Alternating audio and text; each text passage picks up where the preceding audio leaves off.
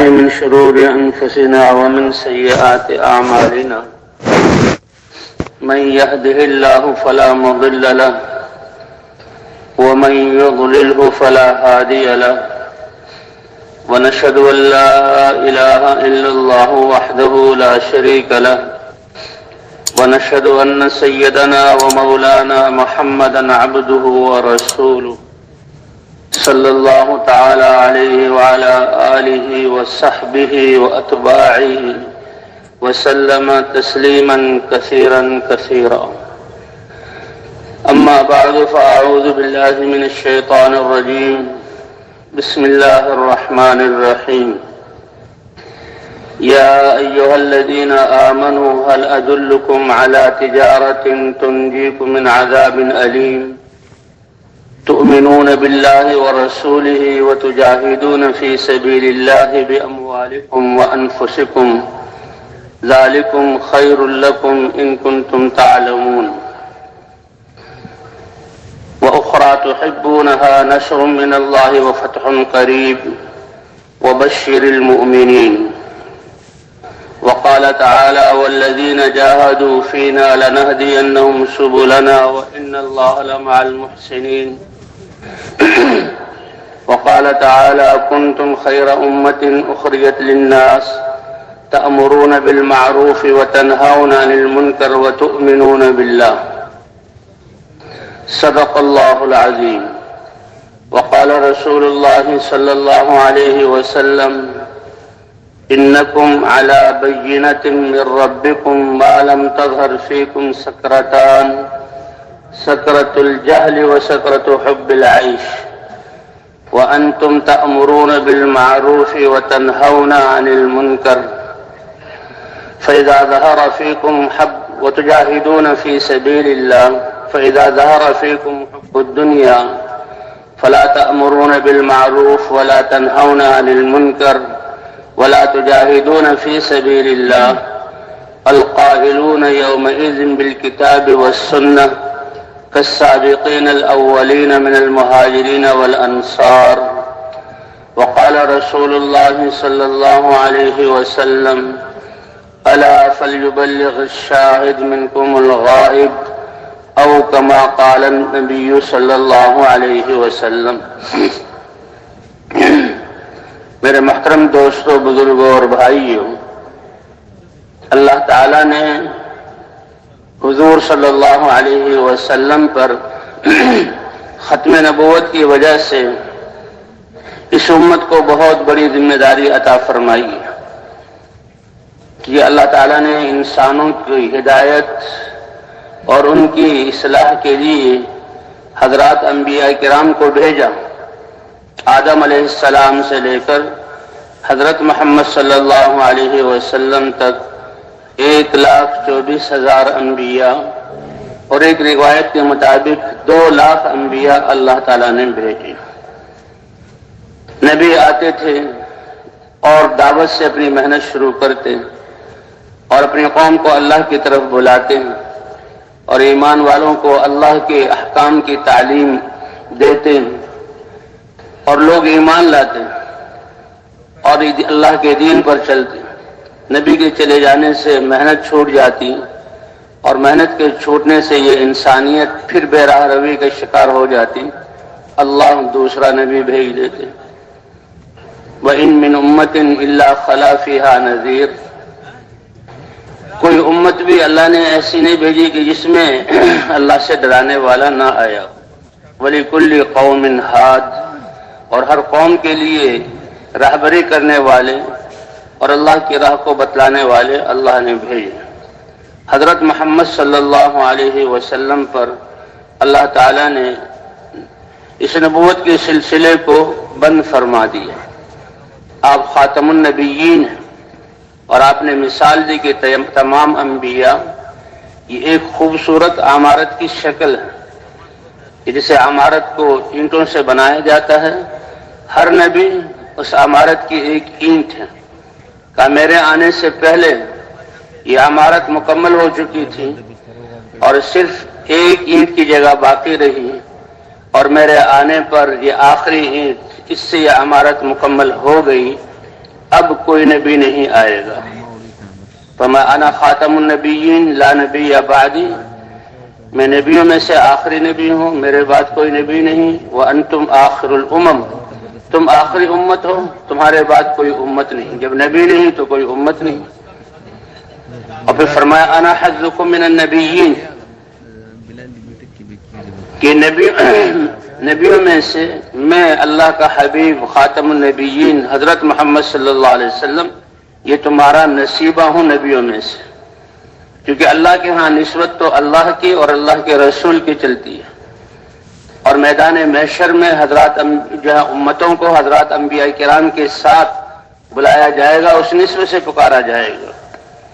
کسی امت کو ابراہیم علیہ السلام کے ساتھ، کسی امت کو موسیٰ علیہ السلام کے ساتھ، کسی امت کو ہود علیہ السلام کے ساتھ، کسی امت کو شعیب علیہ السلام کے ساتھ.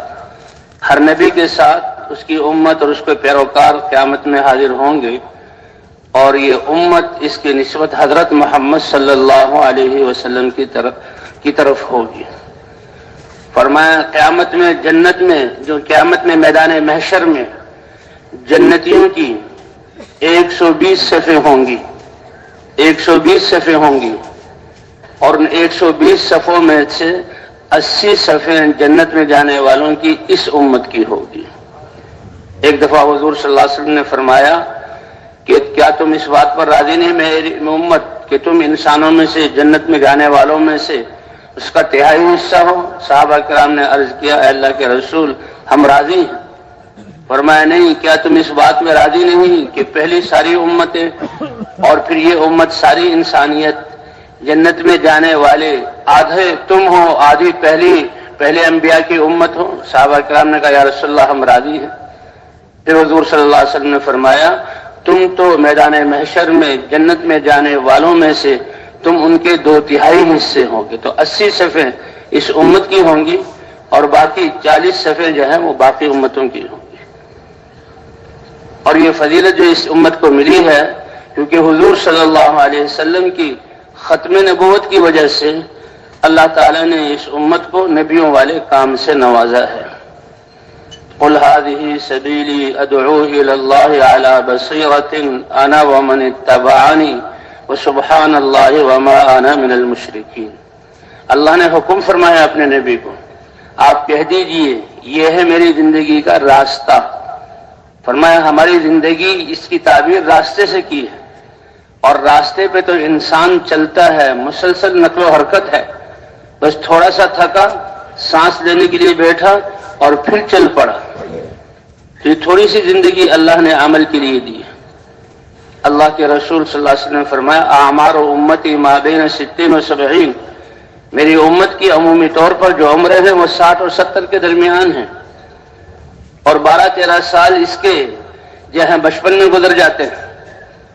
اس میں اللہ کے احکام کا مکلف نہیں، لیکن تربیت ایسی کہ جو ہی یہ مکلف ہو اللہ کے سارے احکام کو پورے طریقے پر ادا کرنے والا ہو. یہ تربیت ماں باپ کے اور ذمہ داروں کے ذمہ ہے.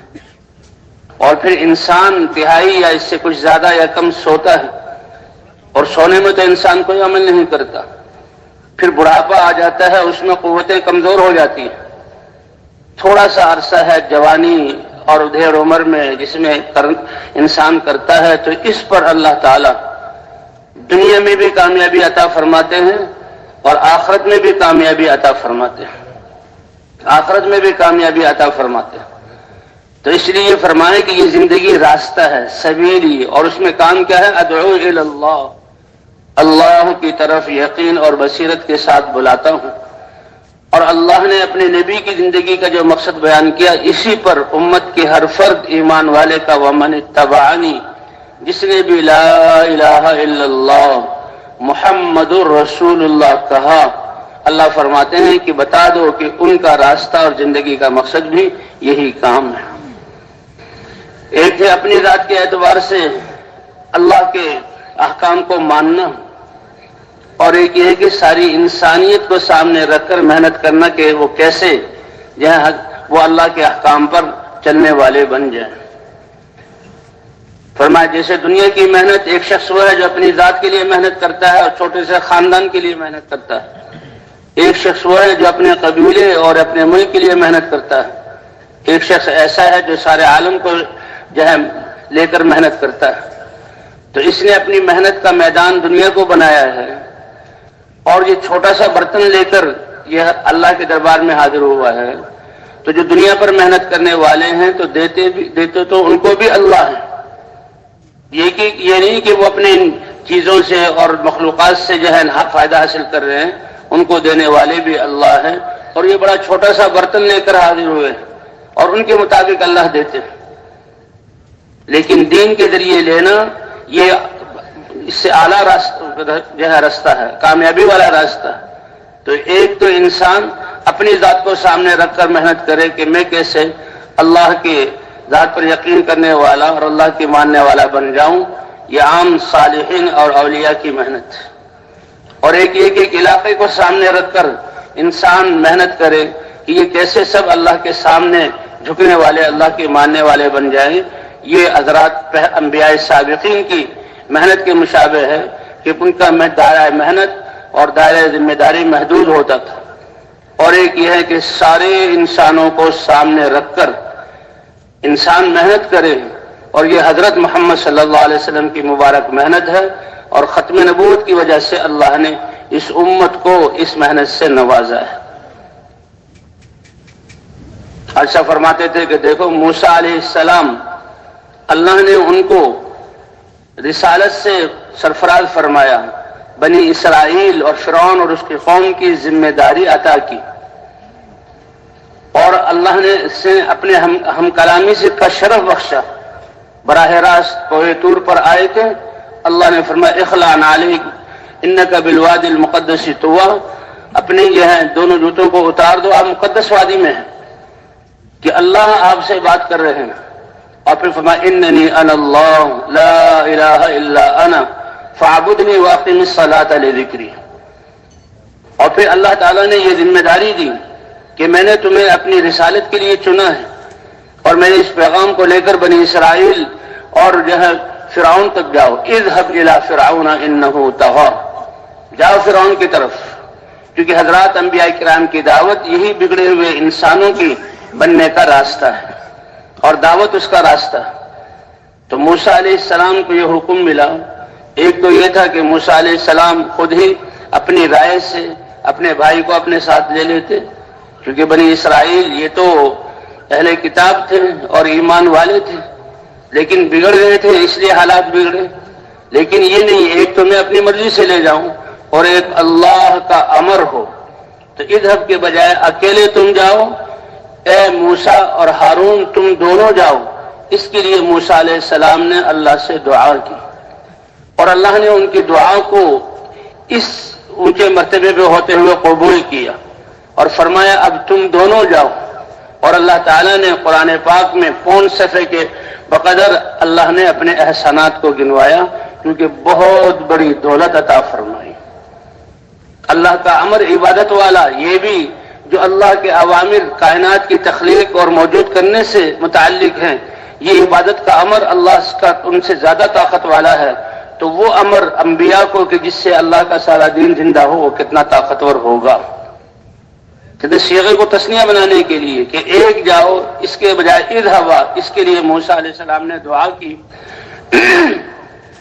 اور اللہ نے وہ دعا قبول کی، اور یہ بڑی نعمت تھی۔ تو اللہ تعالیٰ نے احسانات جتلائے، اے موسیٰ تم کس کمزور قوم میں پیدا ہوئے اور بیوہ ماں کی گود میں آئے، اور حالات کیسے تھے، کیسے ہم نے الہام کے ذریعے تمہاری ماں کو حکم دیا، اور کیسا حکم دیا جو عقلوں کو خلاف۔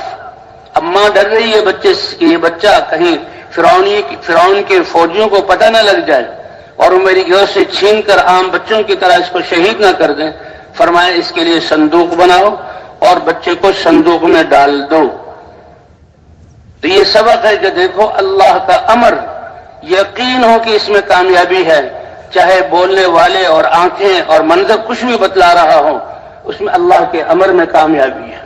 اب صندوق میں بند کرنا بظاہر بچے کا دودھ پی دے بچے کا، اور اگلی بات کہ اس صندوق کو سمندر میں ڈال دو، دریا میں ڈال دو، جو دریا جہاں پانی کی موجیں، تو یہ دوسری ہلاکت، لیکن اللہ کے امر پر۔ اور پھر دیکھا کہ کہ اس جو ہے صندوق کا رخ فرعون کے محل کی طرف ہے۔ بعض روایت میں آتا ہے کہ فرعون کا جو محل تھا وہ پانی جو بہہ کر نچلی طرف جا رہا اس طرف نہیں تھا، فرعون کا محل تو جہاں سے پانی آ رہا ہے بہہ کر اس طرف تھا۔ اللہ نے پانی کی رو کے خلاف اس صندوق کو اس طرف چلایا اور فرعون کے محل تک پہنچوایا۔ اب بظاہر تو صندوق میں ڈالا جانا اور پھر دریا میں ڈالا جانا اور پھر فرعون کے ہاتھ میں صندوق کا آ جانا، یہ عقل والوں کی عقل کیا کہتی ہے، لیکن معاملہ یہ ہے کہ یہ سب کچھ اللہ کے امر پر ہوا۔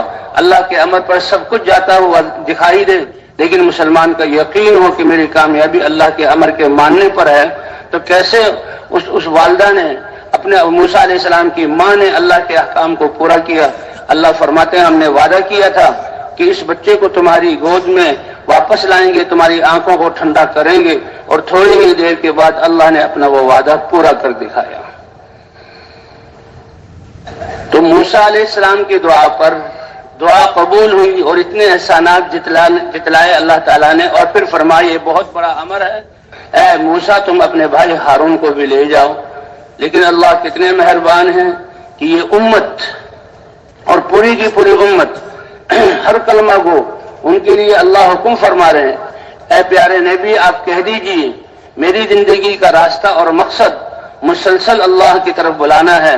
علماء فرماتے ہیں اللہ کی طرف بلانا، اللہ کے احکام کی طرف بلانا، آخرت کی دعوت دینا، یہ سارا اللہ کی طرف بلانے میں شامل ہے کہ اللہ کے رسول کا بھی کی یہ ذمہ داری اور پھر ہر کلمہ گو کی یہ ذمہ داری۔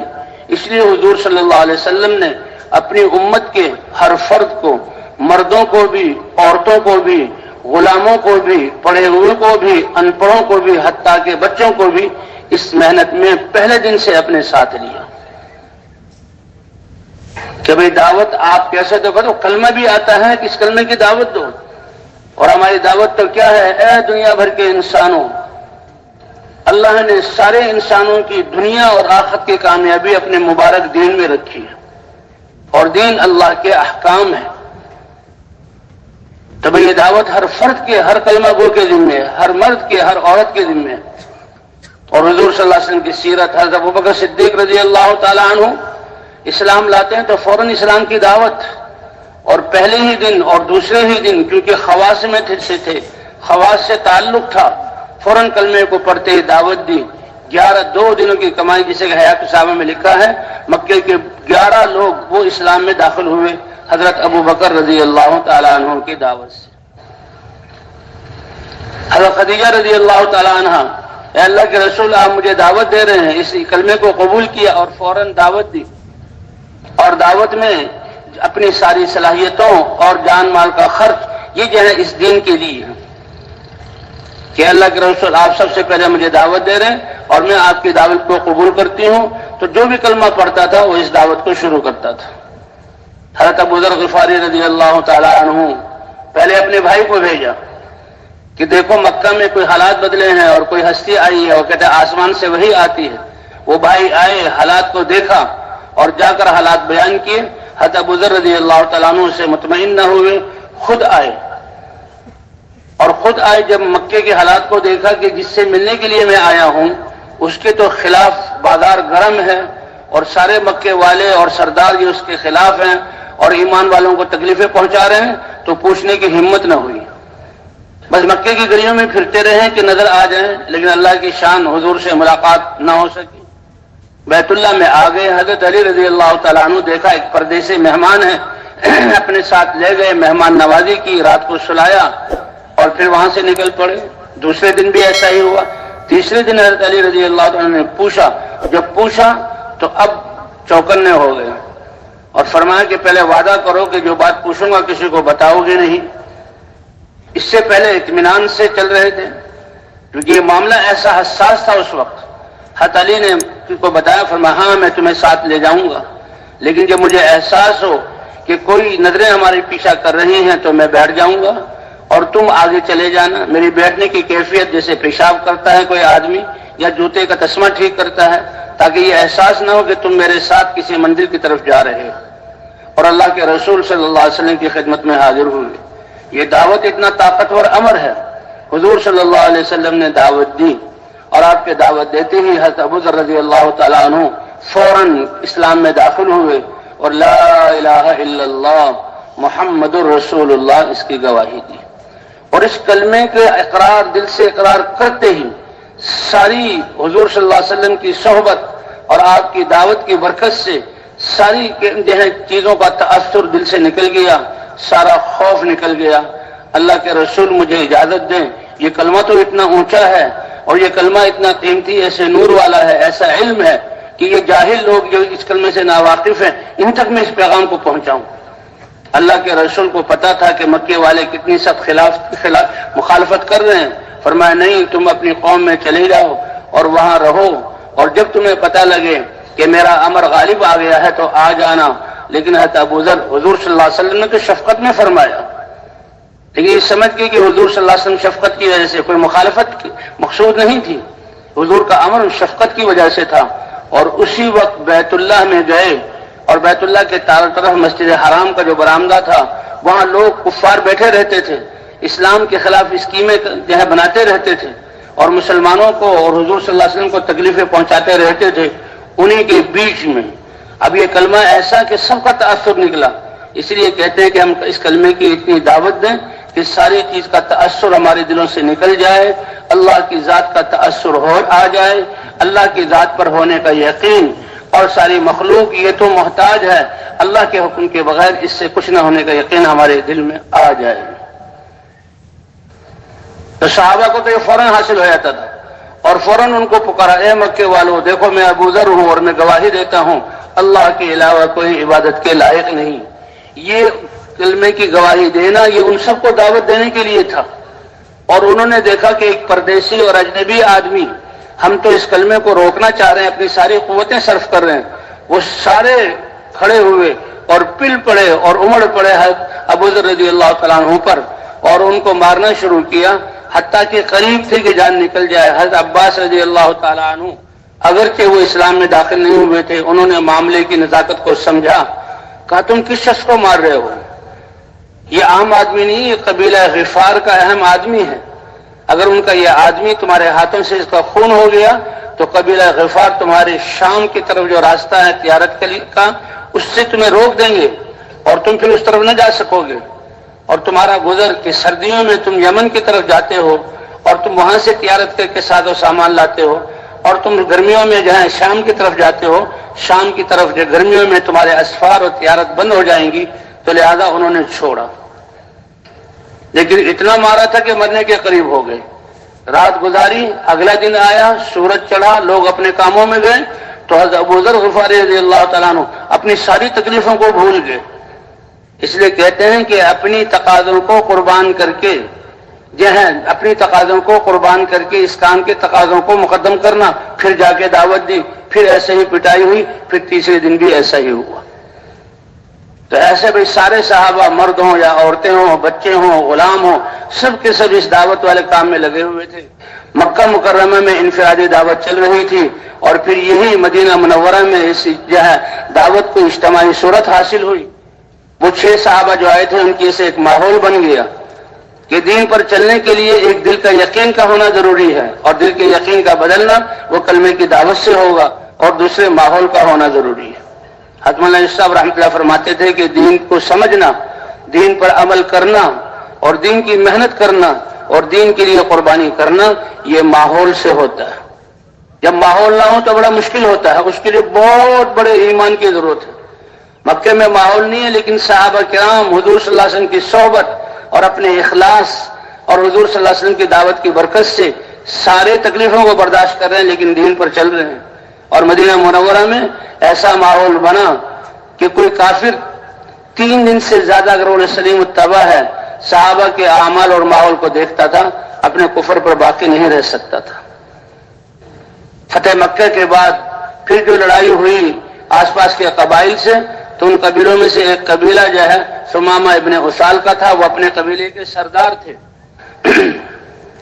اور مکے کے لشکر جب جنگوں کے لیے جاتے تھے تو وہ غلہ مہیا کرتے تھے. تو وہ قید ہو کر مسجد آئے تو حضور صلی اللہ علیہ وسلم مسجد میں قیدیوں کو بھی مسجد میں باندھنا.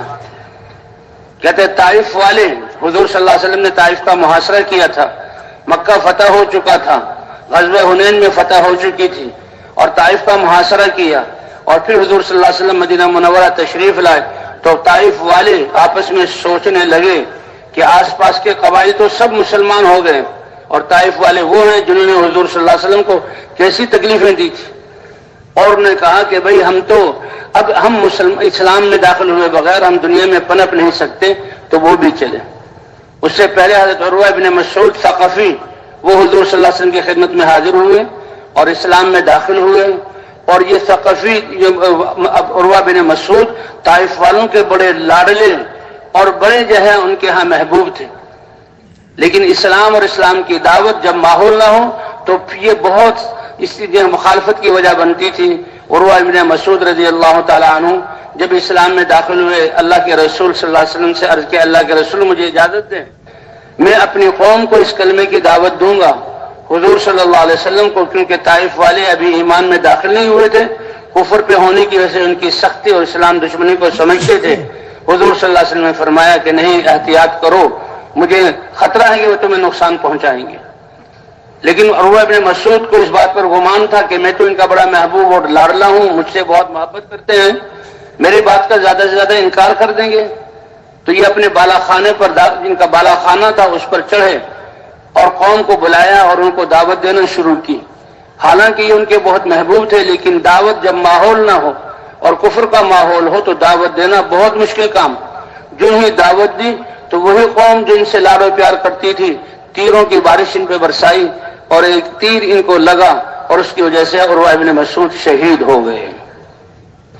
اور جب وہ شہید ہوئے تو جب زخمی ہوئے تھے خون بہ رہا تھا تو کچھ لوگوں نے پوچھا کہ تم اس بات یہ تمہیں تیر لگا ہے، تمہاری جان جا رہی ہے، اس میں تمہارا کیا خیال ہے؟ کہا میں اس بات کی امید کرتا ہوں کہ جو صحابہ آئے تھے اور جنگ میں وہ شہید ہوئے اللہ میرا حشر بھی ان کے ساتھ کر دیں گے اور میں بھی اللہ کے ہاں شہید بن کر حاضر ہوں گا۔ حضرت محمد صلی اللہ علیہ وسلم کو ان کی شہادت کی خبر ملی، آپ کو بہت غم ہوا اور آپ نے فرمایا کہ عروہ ابن مسعود کی مثال میری امت میں ایسی ہے جیسے پہلی امتوں میں حبیب نجار کی مثال ہے۔ حبیب نجار کتنا کہ اللہ نے سورہ یاسین میں ان کا ذکر کیا کہ اللہ کے طرف سے بھیجے دو رسول تھے یا رسولوں کے نمائندے، حبیب نجار انہیں ان کی بات مانی اور ان کی اتباع کرنے والے بنے، اور وہ جب قوم کے پاس گئے اور قوم کو اللہ کی طرف بلایا تو قوم ان کو مارنے پیٹنے مخالفت پر جو ہے وہ تیار ہو گئی، تو حبیب نجار آیا یا قوم اتبعوا المرسلین، اے میری قوم یہ تو اللہ کی طرف سے بھیجے ہوئے ہیں اور تم ان کی اتباع کر لو، اتبعوا من لا یسألکم اجرا، تم جو ہے یہ تمہیں ہدایت دے رہے ہیں، اللہ کے دین کی طرف درست زندگی کی طرف بلا رہے ہیں اور یہ تم سے کوئی کسی اجر کا مطالبہ نہیں کرتے۔ انہوں نے کہا اچھا تم بھی ان کے ساتھ ہو، تو قوم نے ان کو مارا، اتنا مارا کہ شہید ہو گئے، اور ان کی شہادت کا ذکر اللہ نے قرآن پاک میں کیا۔ کہتے جس کو اللہ انسانیت کی فکر دے دے ان کو مار مار کے شہید کیا گیا، کتنی تکلیف دی گئی، کیسے ان کی روح نکلی، لیکن قرآن پاک کی آیات کہ اللہ نے ان کو جنت میں داخل کیا، اور جب جنت میں داخل ہو گئے کہ اچھا اس دعوت کی وجہ سے اور یہ شہادت کی موت کی وجہ سے اللہ نے مجھے اتنا بڑا مرتبہ عطا فرمایا، تو یہی قوم جنہوں نے ان کو ظلم سے مار مار کر تکلیفیں دے کر شہید کیا تھا، اب ان کا یا لیت قومی یعلمون بما غفر لی ربی وجعلنی من المکرمین، کاش کہ میری قوم کو پتہ لگ جائے کہ انہوں نے تو اپنے اعتبار سے مجھے تکلیف دی لیکن اللہ نے مجھے شہادت کا مرتبہ عطا فرما کر جنت میں داخل کیا اور کیسے مجھے عزت والوں میں سے بنایا۔ تو یہ ہے شان، اس کو اللہ نے قرآن پاک میں ذکر کیا۔ اور پھر ایک وقت ایسا بھی آیا کہ طائف والے جمع ہوئے، یہ ساری اس دعوت کا نتیجہ ہے، اور کہنے لگے اب ہم اسلام کے بغیر ہم میں کوئی اور چارہ کار نہیں ہے، تو لہذا ہم خود ہی حضور صلی اللہ علیہ وسلم کی خدمت میں حاضر ہو جائیں اور ان سے کوئی عہد معاہدہ کر لیں۔ تو عبدیہ لیل وہ سردار اور ان کے ساتھ کچھ اور آدمی، اور وہ طائف سے روانہ ہوئے کہ حضور صلی اللہ علیہ وسلم کے پاس مدینے میں جائیں گے اور ان سے کوئی عہد معاہدہ کریں گے۔ جب وہ مدینے کے قریب پہنچے، مغیرہ ابن شعبہ رضی اللہ تعالیٰ عنہ، یہ حضور صلی اللہ علیہ وسلم کے صحابی تھے اور جو ہے حضور کے جانوروں کو چرایا کرتے تھے، اس لیے جنگل میں تھے، انہوں نے دیکھا طائف والے آ رہے ہیں، پوچھا کہاں جا رہے ہو؟ کہ ہم جہاں جا رہے ہیں وہ مدینہ منورہ، حضرت محمد صلی اللہ علیہ وسلم سے کوئی بات چیت کرنے کے لیے۔ تو یہ بڑے خوش ہوئے کہ دیکھو طائف والے جنہوں نے حضور کو ایسی تکلیفیں دی اور طائف کا محاصرہ ہوا اور انہوں نے مخالفت کی، اور ایسے لوگ آج اللہ نے ایسا فیصلہ فرمایا کہ وہ بھی حضور کی خدمت میں آ رہے ہیں، تو یہ دوڑے تاکہ حضور صلی اللہ علیہ وسلم کو خبر دیں۔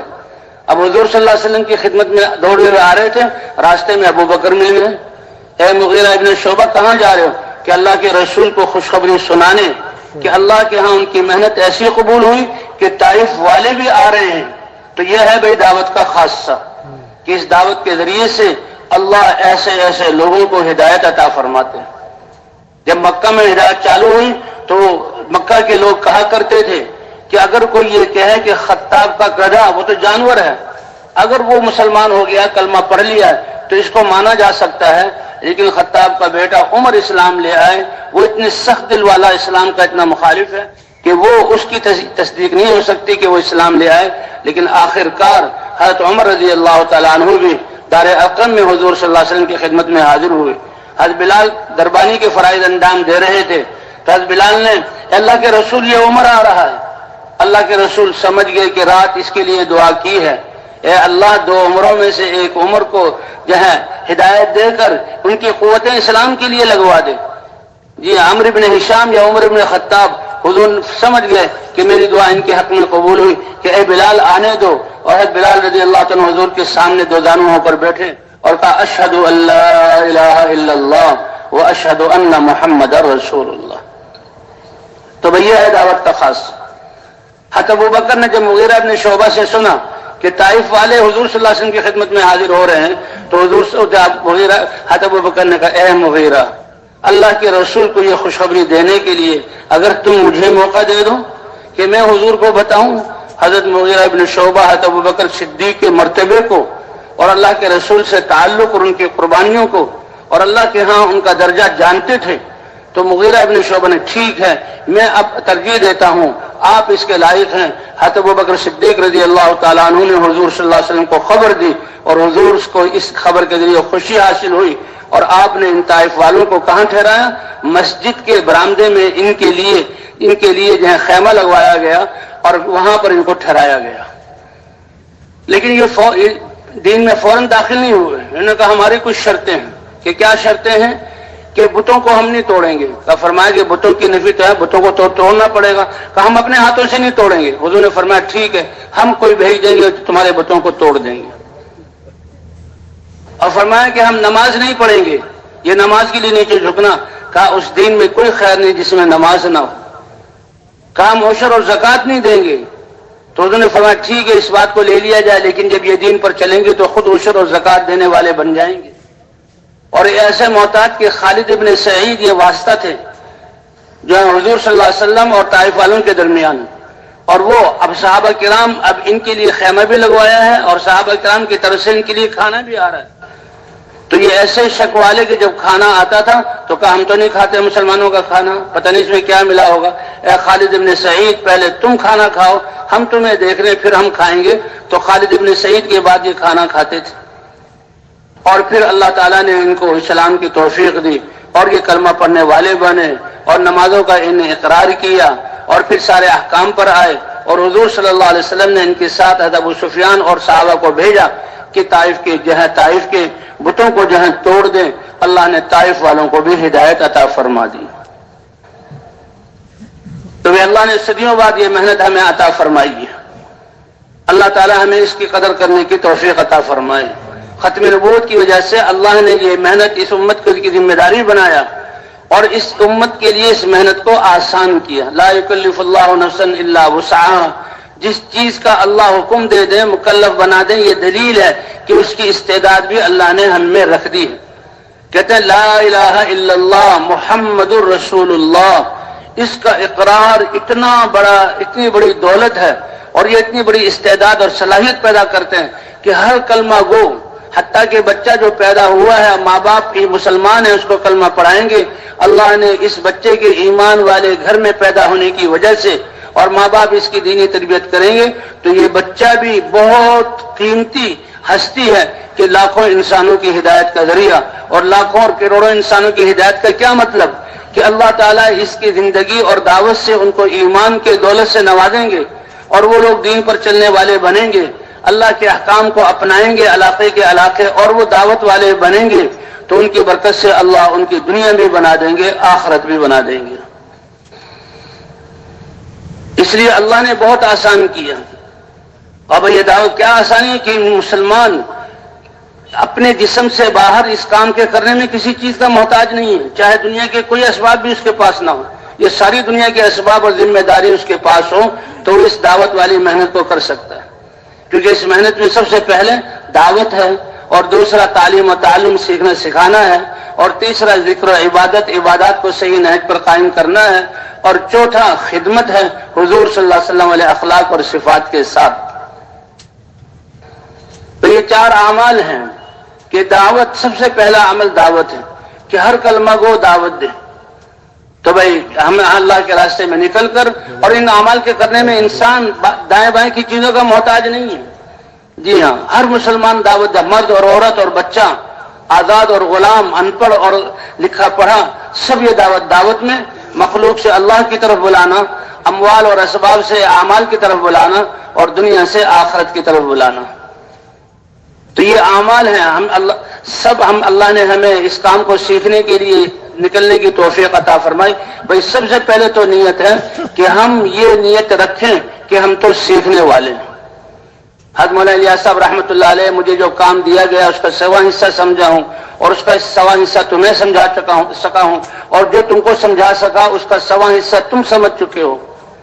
تو کتنا اونچا حضور صلی اللہ علیہ وسلم والا مبارک عمل، اور ہم کہیں کہ ہمیں آتا ہے۔ سیکھنے کی نیت سے ہم سب سیکھنے والے ہیں، چاہے وہ یہ تو اللہ کا فضل ہے، سیکھنے والے سے تو کمی کوتاہی ہوتی ہے اور اس کا کام کمزور ہوتا ہے، لیکن یہ اتنا طاقتور کام ہے کہ سیکھنے والے بھی کر رہے ہیں کمی بیشی کے ساتھ، تو اس کام کی وجہ سے اللہ ان کی تربیت بھی فرما رہے ہیں، ان کے ایمان میں بھی ترقی ہو رہی ہے، وہ بھی دین پر عمل کرنے والے بن رہے ہیں اور دین کی محنت پر آ گئے ہیں، اور جن لوگوں میں محنت ہو رہی ہے اللہ اس محنت کے اثرات ان میں بھی مرتب فرما رہے ہیں۔ چند ہی سالوں میں اللہ نے پوری دنیا کے مسلمانوں کو جوڑ دیا اس محنت پر، اور کروڑوں مسلمان اس محنت کو کرنے والے بن گئے۔ حالانکہ سیکھنے والے کے کام اور ذمہ داری حوالہ نہیں کی جاتی کوئی، یہ تو سیکھ رہا ہے خراب نہ کر دے، اس کے لیے بھی سکھاؤ اور اس کا امتحان لو، اس کو ٹیسٹ کرو، اور اس سے بجائے اس کا انٹرویو لو، یہ کام ٹھیک کرے تو پھر کام حوالے کریں گے۔ لیکن اللہ رب ہیں، اللہ معلم ہیں، اللہ مربی ہیں، سیکھنے کے جہاں درجے میں ہم کر رہے ہیں، اور اللہ کیسی خیروں کو وجود عطا فرما رہے ہیں۔ اور جو سیکھنے کی نیت رکھتا ہے تو اس کی غلطیوں کو معاف کر دیا جاتا ہے۔ اس لیے کہتے ہیں کہ ہم میں دعویٰ نہ ہو کہ میں تو سیکھا ہوا ہوں، کام کو ٹھیک کرنے والا ہوں، جس دن یہ دعویٰ ہو گیا پھر ہمارا کون سا عمل ہے جو اللہ کی شان کے مطابق ہو، پھر غلطی پر پکڑ ہوتی ہے۔ اللہ ہماری حفاظت فرمائے۔ اور بھائی اس کام میں، کیونکہ یہ عالمی کام ہے، دو بنیادی چیزیں ہیں، ایک نقل و حرکت ہے اور ایک اس میں اجتماعیت ہے۔ نقل و حرکت ہے اور اجتماعیت ہے۔ کہتے ہیں یہ سورج، اس کی روشنی اور اس کی حرارت پورے عالم کے لیے کتنی ضروری ہے، اور یہ کیسے نقل و حرکت کر رہا ہے۔ فرمایا ہماری نقل و حرکت یہ سورج کی نقل و حرکت کے مشابہ ہے، کہ جیسے سورج نور لے کر حرکت کر رہا ہے، اور اس کے نور سے دنیا کی ظاہری چیزیں ساری نظر آ رہی ہیں، اور انسان دیکھتا ہے کہ کون سی چیز نفع دینے والی ہے، کون سی چیز نقصان دینے والی ہے۔ تو یہ ایک ایک امتی اور یہ امت ایمان کا نور دلوں میں لے کر، اللہ کی معرفت ہدایت کا نور لے کر یہ حرکت کریں۔ اب سورج روشنی لے کر حرکت کر رہا ہے تو عالم روشن ہو رہا ہے۔ اگر خدا نہ خواستہ یہ سورج سیاہی لے کر حرکت کرتا تو دنیا میں سیاہی پھیلتی۔ تو اسی طرح یہ نقل و حرکت، یہ مسلمان اس امت کی نقل و حرکت سارے عالم اور قیامت تک آنے والے زمانوں کے لیے ہے۔ ان کا پھرنا ایمان کے نور اور اللہ کی معرفت کے نور اور ہدایت کے نور کے ساتھ۔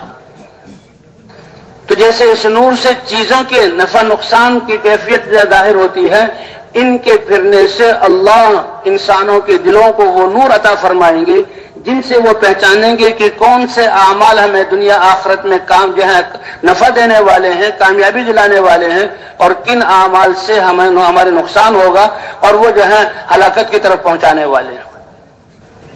تو ایک تو یہ نقل و حرکت ہے، اور دوسرے نور کے ساتھ، اور تیسرا استقلال کے ساتھ یہ سورت جب سے اللہ نے اس کے ذمے خدمت کی ہے اور جب تک یہ نظام چلے گا تو استقلال کے ساتھ، تو فرمایا اسی طرح داعی مستقل ہوتا ہے اور وہ حالات سے متاثر نہیں ہوتا، استقلال کے ساتھ محنت کرتا ہے۔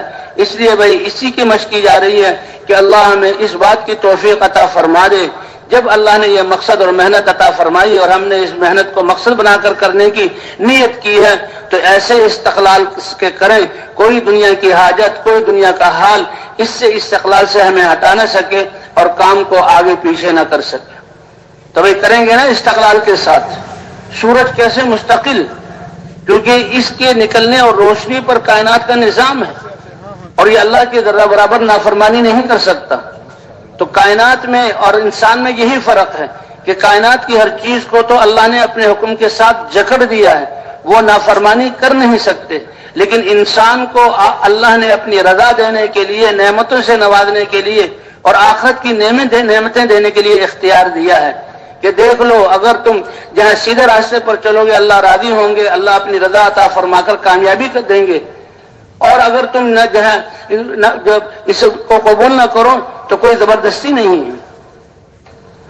اس لیے بھائی استقلال کے ساتھ۔ اور تیسری صفت ہمارے شاہ رحمۃ اللہ نے فرمایا اس سورج کی صفت یہ ہے کہ ایسی خدمت کرتا ہے، ایسے وقت پر نکلتا ہے، اتنی تیز رفتاری سے چلتا ہے اور ایسی روشنی پورے عالم کو پہنچاتا ہے کہ انسان تو کیا، یہ جانور اور یہ نباتات اور یہ سارے عالم، ان کی بقا سورج کی روشنی کے ساتھ ہے، اس کی حرارت کے ساتھ ہے، لیکن کسی سے یہ کوئی اجر اور بدلے کا مطالبہ نہیں کرتا۔ حکومت والے بجلی کا جو ہے وہ میٹر لگا دیں اور بجلی کا کنیکشن دے دیں تو مہینے بعد جو ہے بل آ جاتا ہے، اور اتنا بل کہ آدمی کا دماغ پریشان ہو جائے، اور بل نہ دیں تو تار کو کاٹ دیا جاتا ہے۔ آدھے انچ کی پائپ پانی کا دیا جاتا ہے اور بل آتا ہے، نہ دیں تو پائپ کاٹ دیتے ہیں۔ لیکن اللہ تعالیٰ اس سورج کے ذریعے سے کب سے روشنی دے رہے ہیں، اور کتنی مخلوقات کو، اور سورج کا کوئی مطالبہ نہیں، وہ تو اللہ کے امر کی وجہ سے جو ہے انسانیت کو یہ روشنی پہنچا رہا ہے، یہ اللہ کا امر ہے۔ تو اسی طرح بھائی یہ دعوت والے کہ جن کے سامنے پوری انسانیت ہے، اپنی ساری صلاحیتیں لگا رہے ہیں، تو حضرات انبیاء کرام کی صفت یہی ہے، لا اسألکم علیہ اجرا، جن لوگوں کو دعوت دی جا رہی ہے کہ سب کچھ اپنا تمہارے لیے لگا دیں گے، ساری صلاحیتیں خرچ کریں گے، اللہ کا پیغام پہنچائیں گے، اور تمہارے لیے راتوں کو دعا کریں گے، اور تمہارے تکلیف پہنچانے پر ہم صبر کریں گے، اور تم سے کوئی اجر نہیں مانگتے، اس کا اجر تو ہم اللہ سے چاہتے ہیں۔ اس لیے کہتے ہیں یہ نقل و حرکت جیسے سورج کی روشنی سارے عالم کو ضرورت ہے، تو یہ دین ساری انسانیت کے لیے ہے۔ ہماری نقل و حرکت کی ترتیب، ہمارے مشورے اور ہمارا جہاں جماعتوں میں نکلنا کہ یہ پیغام دنیا کے آخری کنارے تک پہنچ جائے، اور ایسی محنتوں کے آخری انسان، آنے والے انسان تک اس کی پیغام پہنچ جائے۔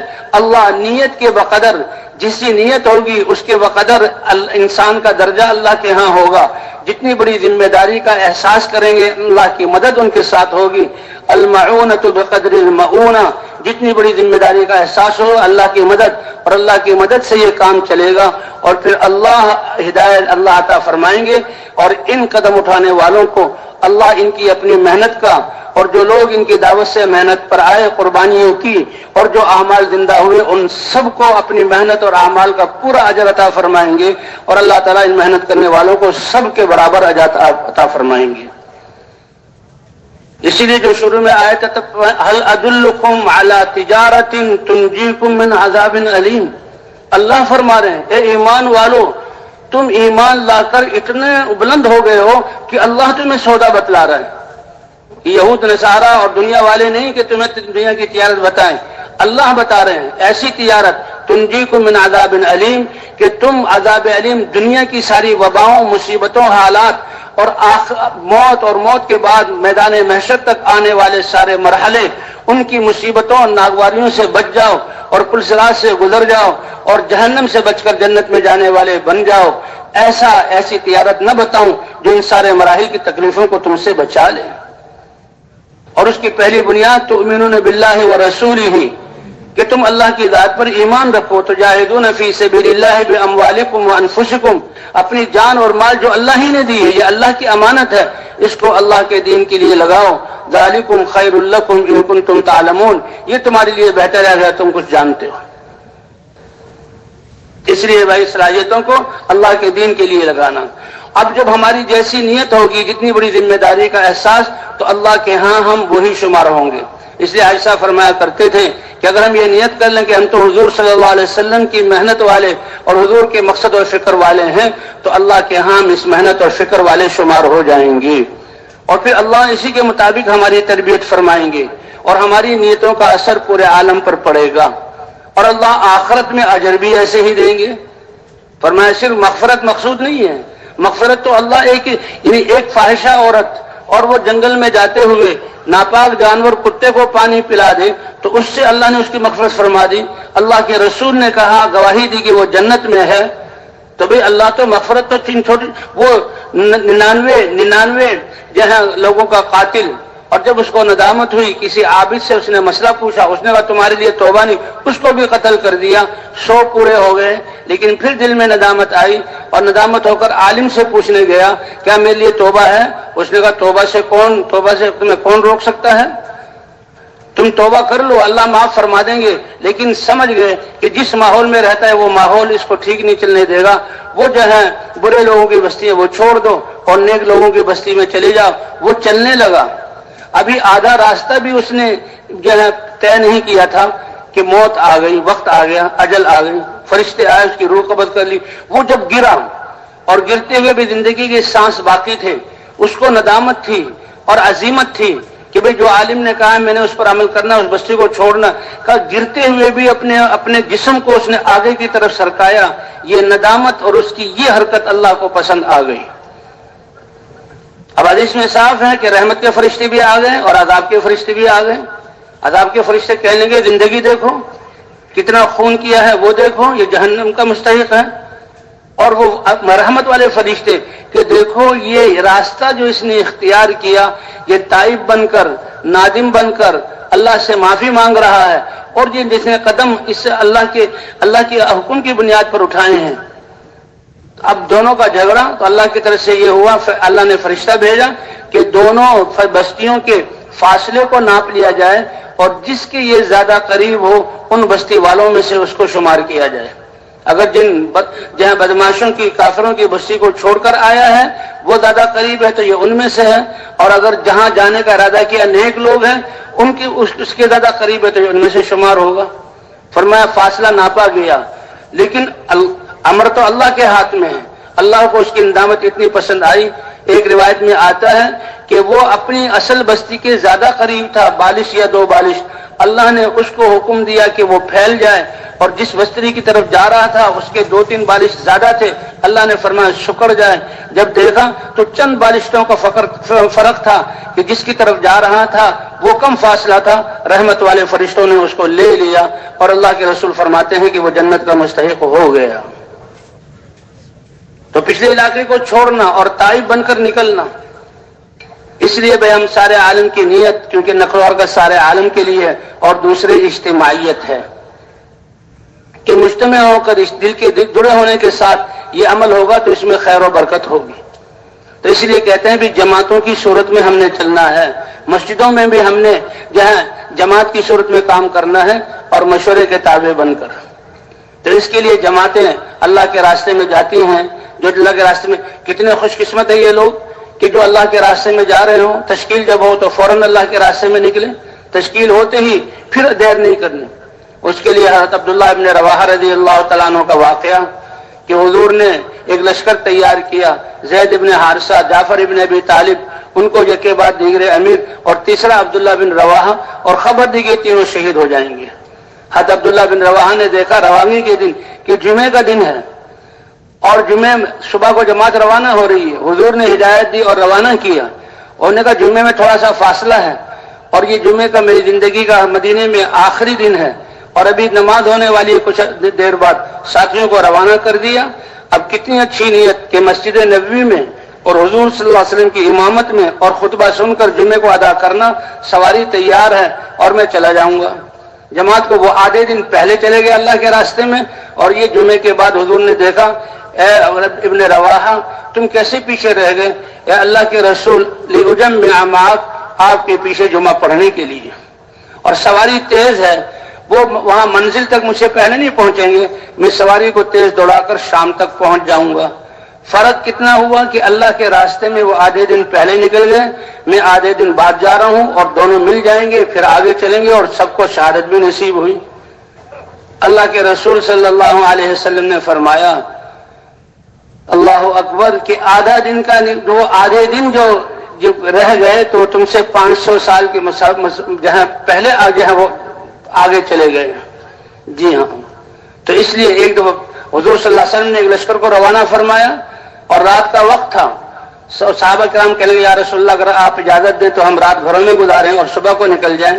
تو حضور نے حکم نہیں دیا، فرمایا کیا تم نہیں چاہتے کہ تمہاری یہ رات بھی جنت کے باغوں میں سے کسی باغ میں گزرے؟ صحابہ سمجھ گئے اور اللہ کے راستے میں نکل گئے۔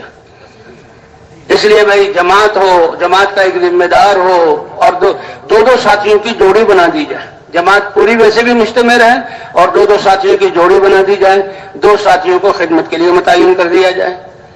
حضور صلی اللہ علیہ وسلم صحابہ کے لشکروں کو روانہ فرماتے اور اکٹھے چلنے کا حکم فرماتے تھے، اور پھر دو تین دن کی جوڑی بھی بنا دی جاتی تھی، اور صحابہ کے الگ ہونے کو ناپسند کرتے۔ ایک دو لشکر میں روانہ ہو گئے تو صحابہ سب اکٹھے جا رہے ہیں، ایک نوجوان نفیس سا وہ الگ جا رہا ہے۔ حضور نے پوچھا کہ بھئی کیوں الگ جا رہے ہو؟ یا رسول اللہ یہ لشکر اکٹھا چل رہا ہے، گرد و غبار اڑ رہی ہے، اس سے مجھے تکلیف ہوتی ہے۔ فرمایا اپنے آپ کو الگ نہ کرو، اس گرد و غبار میں آ جاؤ، کہ یہاں تو تمہیں گرد و غبار لگ رہی ہے لیکن حقیقت میں جنت کی خوشبو ہے جو اللہ تمہیں عطا فرمائیں گی۔ تو اس لیے بھی جماعت کا اکٹھے رہنا، اب اکٹھے رہ کر دو ساتھیوں کو خدمت کے لیے متعین کیا جائے۔ اب جیسے وہ ایک صحابی ہیں عقبہ ابن عامر غالباً واقع ان کا نام ہے، وہ 12-13 صحابہ آئے تھے حضور صلی اللہ علیہ وسلم کی خدمت میں، اور حضور صلی اللہ علیہ وسلم سے جہاں سیکھنے کے لیے۔ تو اب وہ سارے کے سارے اب ہر ایک اپنی جانور کا، اونٹ کا سواری کا انتظام کرے تو ان کو ہر ایک کو لگنا پڑتا، تو یہ نا جماعت فارغ ہو جائے دو ساتھی خدمت میں، یہ بھی صحابہ کی سیرت سے ثابت ہے۔ تو عقبہ ابن عامر رضی اللہ عنہ فرماتے ہیں کہ میری باری تھی اونٹوں کو چرانے کی، تو اس طرح باری لگتی تھی، بھائی آج ان دو کی خدمت ہے، آج ان دو کی خدمت ہے، تو باری لگتی تھی۔ میرے اونٹوں کے چرانے کی باری تھی، سارے دن ان کو چرائے، اور شوق تھا کیسے حضور صلی اللہ علیہ وسلم کی مجلس میں پہنچوں، اور پہنچ کر حضور کے دیدار سے آنکھوں کو اور دل کو ٹھنڈا کروں، اور حضور کی باتوں سے علم کا نور حاصل کروں۔ کہ جب میں اپنے اونٹ چرا کر اور ان کو اپنی جگہ پہ باندھ کر مسجد نبی میں آیا، اللہ کے رسول کو دیکھا کہ اللہ کے رسول جو ہیں صحابہ کو سکھلا رہے ہیں، اور کہا میں نے جو سنا حضور صلی اللہ علیہ وسلم سے، حضور یہ فرما رہے تھے کہ جو مسلمان اچھی طرح وضو کر کے اور 2 رکعت نفل نماز پڑھ لے تو اللہ تعالیٰ اس وضو اور نماز کی برکت سے کا وجبت لہ الجنہ، جنت اس کے لیے واجب ہو جاتی ہے۔ عقبہ ابن عامر نے کہا واہ واہ، اللہ کے رسول نے کتنی اچھی بات کی، اللہ کتنے کریم ہیں کہ وضو اچھی طرح کر کے 2 رکعت توجہ کے ساتھ پڑھنے سے جنت واجب ہو گئی۔ تو میری واہ واہ پر کا میرے سامنے میں نے دیکھا تو حضرت عمر تھے، کہنے لگے او نووارد مسافر، تم نے یہ ابھی اتنی بات سنی ہے، تم نے پہلی بات نہیں سنی، اگر پہلی بات سن لیتے تو تم کہتے کہ وہ اس سے بھی اچھی بات ہے۔ کہا وہ کیا ہے؟ کہ اللہ تو اتنے دینے والے ہیں۔ حضور صلی اللہ علیہ وسلم نے فرمایا کہ جو آدمی وضو کرے پاکی حاصل کرنے کے لیے اور نماز پڑھنے کی نیت سے وضو کرے، جو آدمی اچھی طرح وضو کر لے اور وضو کے بعد یوں کہ اشہد ان لا الہ الا اللہ واشہد ان محمد رسول اللہ، تو یہ کہہ دیں تو اللہ جو ہے 7 جنت کے 8 دروازے اللہ اس کے لیے کھول دیتے ہیں، جس دروازے میں سے چاہے وہ داخل ہو جائے۔ تو اس طرح ساتھی جمع ہو کر اپنے سفر کی ترتیب بنائیں، اور جو ہے اپنے جہاں سے روانہ ہو رہے ہیں وہاں سے اکٹھی جماعت چلے، راستے میں 2 کی جہاں جوڑی بنا لی جائے، اور خدمت کے جو پیسے ہیں وہ ایک ساتھی کے پاس نہ جمع کیے جائیں بلکہ 2-3 ساتھیوں کو تقسیم کر دیے جائیں۔ ذمہ داری 2 ساتھیوں کی، وہ بس اسٹاپ پر پہنچے ہیں، یہ ریل گاڑی میں پہنچے ہیں، ایک پرانا ساتھی ایک نیا ساتھی، راستے پہ چلتے ہوئے دائیں طرف چلنا ہے، آپس میں سیکھتے سکھاتے چلنا ہے، ایک تو 6 نمبروں کو ہم نے سیکھنا ہے، 6 نمبر کیوں؟ جیسے کہ آپ حضرات نے بیان میں سنا کہ یہ ہمارے اس دین میں ہر عمل میں 6 نمبر ضروری ہے. پورا دین تو نہیں ہے لیکن اس کے بغیر چارہ بھی نہیں ہے. بتائیں ایمان کے بغیر کون سا عمل قبول ہے؟ حضور صلی اللہ علیہ وسلم کی سنت کے بغیر کون سا عمل قبول ہے؟ اور جہالت کے ساتھ عبادت، وہ تو عبادت نہیں ہے، وہ تو نافرمانی ہے. اللہ کی عبادت کرنا ہے علم کے ساتھ اور اللہ کے دھیان کے ساتھ، اور اپنے اعمال کی حفاظت کرنے کے لیے اخلاق کے ساتھ کہ ہمارا سرمایہ دوسرے کے پاس نہ چلا جائے، اور اخلاص کے ساتھ، اور تبلیغ یعنی مجاہدہ نفس کے ساتھ قربان کرنے پر. ان 6 نمبروں کو سیکھنا ہے، ان کے مقاصد کو سیکھنا ہے، کیسے حاصل کیے جائیں اور کیسے جو ہیں ان کے فضائل کیا ہیں، ان کی دعوت دینی ہے اور ان نمبروں کو حاصل کرنے کے لیے کوشش کرنی ہے.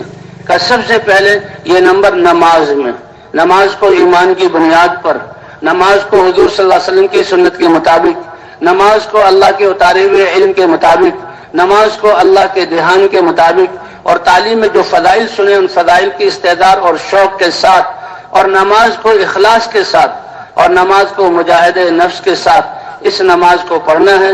نماز عبادات میں پہلے صفات زندہ ہو گئی تو پھر معاشرت میں بھی اور معاملات میں بھی اور اخلاقیات میں بھی یہ صفات زندہ ہوگی، اور مسلمانوں کی زندگی ایک مبارک زندگی بنے گی جس سے ان کی نسلیں بھی آگے دین پر چلیں گی اور باہر سے دیکھنے والے لوگ ان کی بھی ہدایت کا ذریعہ بنے گا.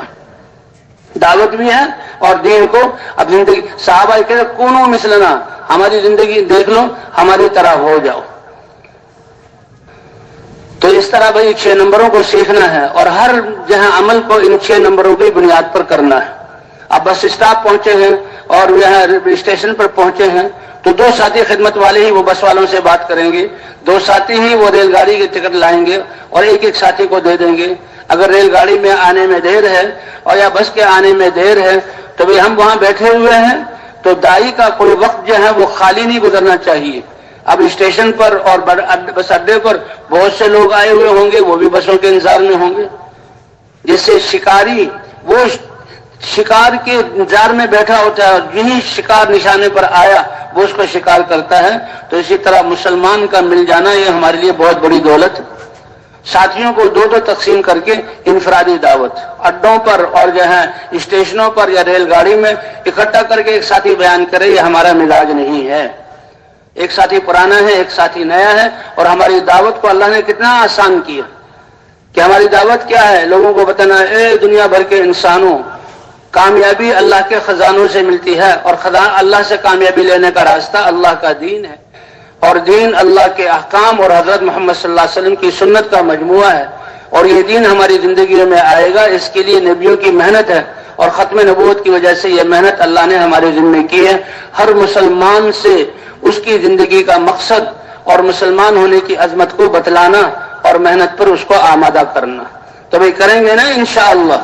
ہاں، ایک تک یہ آواز پہنچے، اس لیے کہتے ہیں ہر مسلمان تک یہ آواز پہنچ جائے. یہ آواز ہی پہلا قطرہ ہے. ہم جو آج اس حد تک پہنچے ہیں وہی پہلی دعوت جو سنی تھی وہی ذریعہ بنی. اس لیے ہم اس میں بخل نہ کریں، ہر مسلمان تک یہ آواز. اگر ساتھی سارے نئے ہوں اس وقت دعوت دینے کی ہمت نہ کریں تو جماعت اپنی جو ہے تعلیم شروع کر دیں اور تعلیم میں ان کو بٹھا لیا جائے. اب تعلیم ہماری یہ تو اسی دعوت کی تقویت کے لیے ہے جو ہم لوگوں سے بیان کرتے ہیں کہ اللہ کامیابی دیں گے اعمال پر. تو کیسے دیں گے؟ دیکھو نماز پڑھنے پر یہ ملے گا، رزق ملے گا، اللہ کی مدد اترے گی، اللہ شفا عطا فرمائیں گے. حضور صلی اللہ علیہ وسلم مسجد نبی میں تشریف لائے، ابو ہریرہ کو دیکھا لیٹے ہوئے اور انہوں نے بیماری کی شکایت کی. قم یا ابا ہر، اے ابو ہریرہ اٹھو، نماز پڑھو، نماز میں شفا ہے. تو بھئی یہ اس نماز سے ہم فائدہ حاصل کرنے والے کیسے بن جائیں، اور جو نماز پر نہیں ہے وہ کتنا نقصان کر رہے ہیں، وہ مسلمان اس نقصان سے کیسے بچ جائیں، اس کے لیے ہمیں محنت کرنی ہوگی. ہمارا ہر عمل محنت پر ابھارنے کے لیے. پھر آگے محنت میں ایمان یقین کی دعوت ہے اور تعلیم ہے اور ذکر و عبادت ہے اور خدمت ہے. ایسے ان کو ذمہ داری کا احساس دلا کر محنت پر آمادہ کرنا. اب یہ محنت حضور صلی اللہ علیہ وسلم کی محنت بھی زندہ ہو اور حضور صلی اللہ علیہ وسلم کا نہج بھی ہو، اور اس پورے نہج میں حضور صلی اللہ علیہ وسلم کی سنت کا اتباع بھی ہو. راستے پر چلنا حضور صلی اللہ علیہ وسلم کی سنت کے مطابق، سواری پر سوار ہونا حضور صلی اللہ علیہ وسلم کی سنت اور دعاؤں کے مطابق. اب گاڑی پر سوار ہوئے ہیں، اسی طرح یہ ہے کہ بھئی ہر آدمی اپنے سامان کا خود ذمہ دار ہو، اور اس لیے اللہ کے راستے میں بقدر ضرورت ہم سامان لے کر نکلے ساتھیوں کو سمجھایا جائے، تاکہ اللہ کے راستے میں نکل کر ہمارا وقت اعمال میں لگے۔ مسجد سے باہر اگر جائیں تو دعوت کے اور اس محنت کے سلسلے کے اعمال میں جائیں، اور ویسے ہمیں بازار جانے کی ضرورت پیش نہ آئے، اس لیے ضرورت کا سامان لے کر نکلیں۔ حضرات صحابہ کرام کا تو ایمان ایسا تھا کہ وہ ضرورت اور اسباب کو نہیں دیکھتے تھے، وہ تو اللہ کے امر کو دیکھتے تھے۔ اگر کھانا نہیں ہے تو ان کے لیے کھانوں میں برکت ہوئی، اگر پانی نہیں ہے اللہ نے آسمان سے بارشیں برسائیں۔ ایک سفر میں تو اور بڑا مشکل سفر تھا، کھانا جہاں ختم ہو گیا، تھوڑے سے کھانا رہ گیا، لوگوں نے جانور ذبح کرنا شروع کی۔ حضرت عمر نے کہا یا رسول اللہ، اگر یہ اونٹ ذبح ہونا شروع ہو گئے، تبوک میں جانا ہے، پھر ہمارا وہاں تک پہنچنا یہ مشکل ہو جائے گا، ابھی بھی جو ہے سفر مشقت والا ہے، تو یا رسول اللہ آپ یہ صحابہ سے کہیں کہ ان کے توشے دانوں میں جو پنیر کے ٹکڑے ہیں، جو ستو کے کچھ جو ہے کچھ مقدار موجود ہے، جو کھجوریں ہیں، وہ ایک دسترخوان پر جمع کر لیں۔ ایک دسترخوان بچھایا گیا، صحابہ نے جو ہے اپنے جو ہے توشادان اور تھیلے اس میں جو ہے جھاڑ دیے، تھوڑا سا کھانا جمع ہوا۔ اللہ کے رسول صلی اللہ علیہ وسلم نے دعا کی اور فرمایا اپنے توشے دانوں کو بھر لو، کہ سارے توشے دان بھر گئے، اور پھر بھی کھانا اتنا ہی موجود تھا جتنا شروع میں تھا۔ تو صحابہ کرام تو اس طرح توکل اور ایمان کے ساتھ نکلتے تھے۔ پانی کم ہو گیا تو حضور نے پانی جمع کرایا، اور حضور صلی اللہ علیہ وسلم نے وہ چند آدمیوں کے لیے پانی کافی ہوتا، حضور نے اپنے دستہ مبارک اس میں ڈالا اور دعا کی، تو آپ صلی اللہ علیہ وسلم کی انگلیوں سے پانی نکلا چشمے کی طرح، اور وہ برتن بھر گیا۔ صحابہ نے اپنے سارے مشکیزے اور پانی کے برتن بھر لیے، اور پانی پیا بھی، اور جانوروں کو پلایا، اور فرمایا پانی اتنا ہی موجود تھا۔ فرمایا یہ پانی جو حضور صلی اللہ علیہ وسلم کے جسم مبارک سے نکلا ہے، علماء فرماتے ہیں یہ آب زمزم سے بھی قیمتی پانی ہے، جو اللہ نے صحابہ کو اس دعا اور عمل اور توکل کی بنیاد پر دیا۔ اور علا الحضرمی رضی اللہ تعالیٰ عنہ نکلے اللہ کے راستے میں، اور دشت میدان ہی میدان، آبادیاں نہیں، اور پانی ختم ہو گیا، فرمایا دعا کی، اللہ نے آسمان سے بارش برسائی۔ تو اس طرح بھائی ہم جو ہیں کمزور ہیں، اس لیے اپنی ضرورت کا سارا سامان، تاکہ پھر اللہ کے راستے میں 40 دن اعمال میں، 4 مہینے اعمال میں ہمیں چیزوں کے لیے بازار میں نکلنا پڑے، کہ آدمی 40 دن ایسے اللہ کے راستے میں نکلے، محنت کرے اور اپنی جان و مال کو لگائے کہ کوئی خرید و فروخت نہ کرے، تو اللہ تعالیٰ حکمت کے چشمے اس کے دل سے جاری فرمائیں گے۔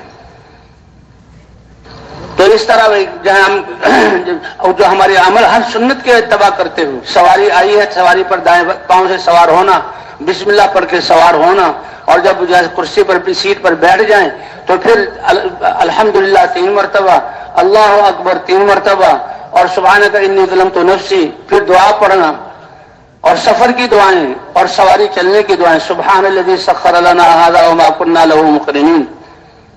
اور راستے میں بھی ہم نے ان اعمال کو کرنا ہے۔ اگر بس میں جا رہے ہیں تو نماز کا بڑا اہتمام کرنا ہے، نمازوں کو وقت کے پر جماعت کے ساتھ، اس لیے نظام الاوقات کا معلوم کر لیں کہ جہاں ہم جا رہے ہیں وہاں نمازوں کے اوقات کیسا، جیسے نماز فرض ہے، نماز کے وقت کو پہچاننا، وقت میں پڑھنا یہ بھی ضروری ہے، اب قیام بھی فرض ہے۔ تو اگر گاڑی میں سفر ہے تو نظام الاوقات سے پتہ لگ جائے، اگر کسی اسٹیشن پر گاڑی بہت زیادہ 10-12 منٹ رکتی ہے تو وضو پہلے سے کیا ہوا ہو، اور جو ہے گاڑی رکے صفیں بچھا دیں، اذان دے کر باجماعت نماز پڑھ لیں، اور گاڑی کے چلنے سے پہلے ہم گاڑی میں آ جائیں۔ لیکن گاڑی اچانک کھڑی ہوئی ہے یا بہت تھوڑے وقت کے لیے، تو پھر ساتھی نیچے اتر کر نماز نہ پڑھے، بلکہ گاڑی کے راستوں اور کچھ جگہ کھلی ہوتی ہے وہاں پر جماعت کے ساتھ اور قیام کے ساتھ نماز پڑھے۔ بس میں سفر کر رہے ہیں تو بس والوں سے پہلے بات کر لیجیے، پہلے تو بڑا مشکل ہوتا تھا، اب الحمدللہ کہتے ہیں دین کی محنت چلے گی تو اللہ ماحول بنائیں گے، اب یہ ماحول آسان ہو گیا۔ اور ہم جو ہے تبلیغ کا کام گھلنے ملنے کا ہے، اختلاط کرنے کا ہے، اس لیے ہم اپنی آسانیوں کو نہ دیکھیں، بلکہ دیکھیں کہ لوگوں کا فائدہ کس میں ہے، تو ہم جہاں مل جل کر بیٹھیں اور دوسرے لوگوں کو ساتھ بٹھائیں، اور سب سے پہلے اللہ کے راستے میں دعائیں پڑھ کے سب سے پہلے ہم نے دعوت دینی ہے۔ جو ہمارے ساتھ مسافر ہیں، انفرادی دعوت، کیونکہ دعوت جو ہے ہر جتنے بھی دعوت ہے، تعلیم ہے، ذکر و عبادت ہے، خدمت ہے، تو دعوت انفرادی بھی ہے، دعوت اجتماعی بھی ہے۔ تعلیم انفرادی بھی ہے، تعلیم اجتماعی بھی ہے، سیکھنا سکھانا اجتماعی بھی ہے، انفرادی بھی ہے.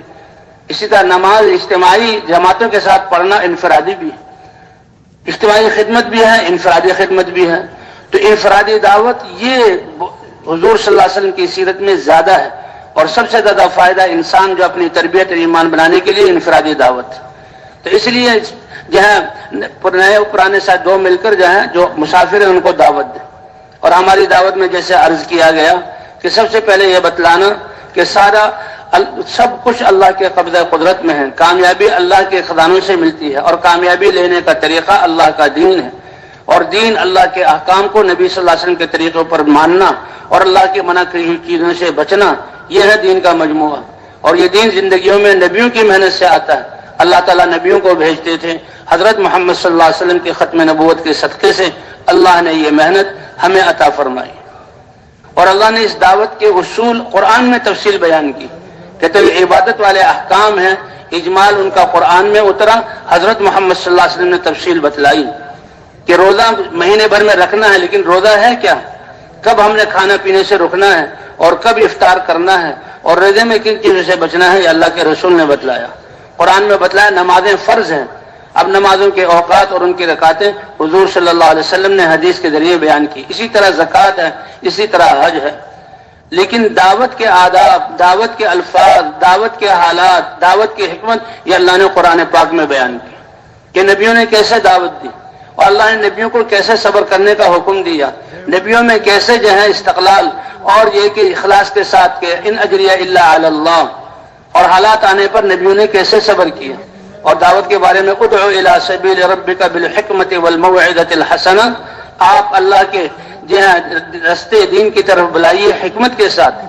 حکمت کسے کہتے ہیں کہ موقع شناسی، مزاج شناسی، اگلے بندے کی استعداد کو پہچاننا، اس کی استعداد اور اس کے مزاج کے مطابق بات کرنا.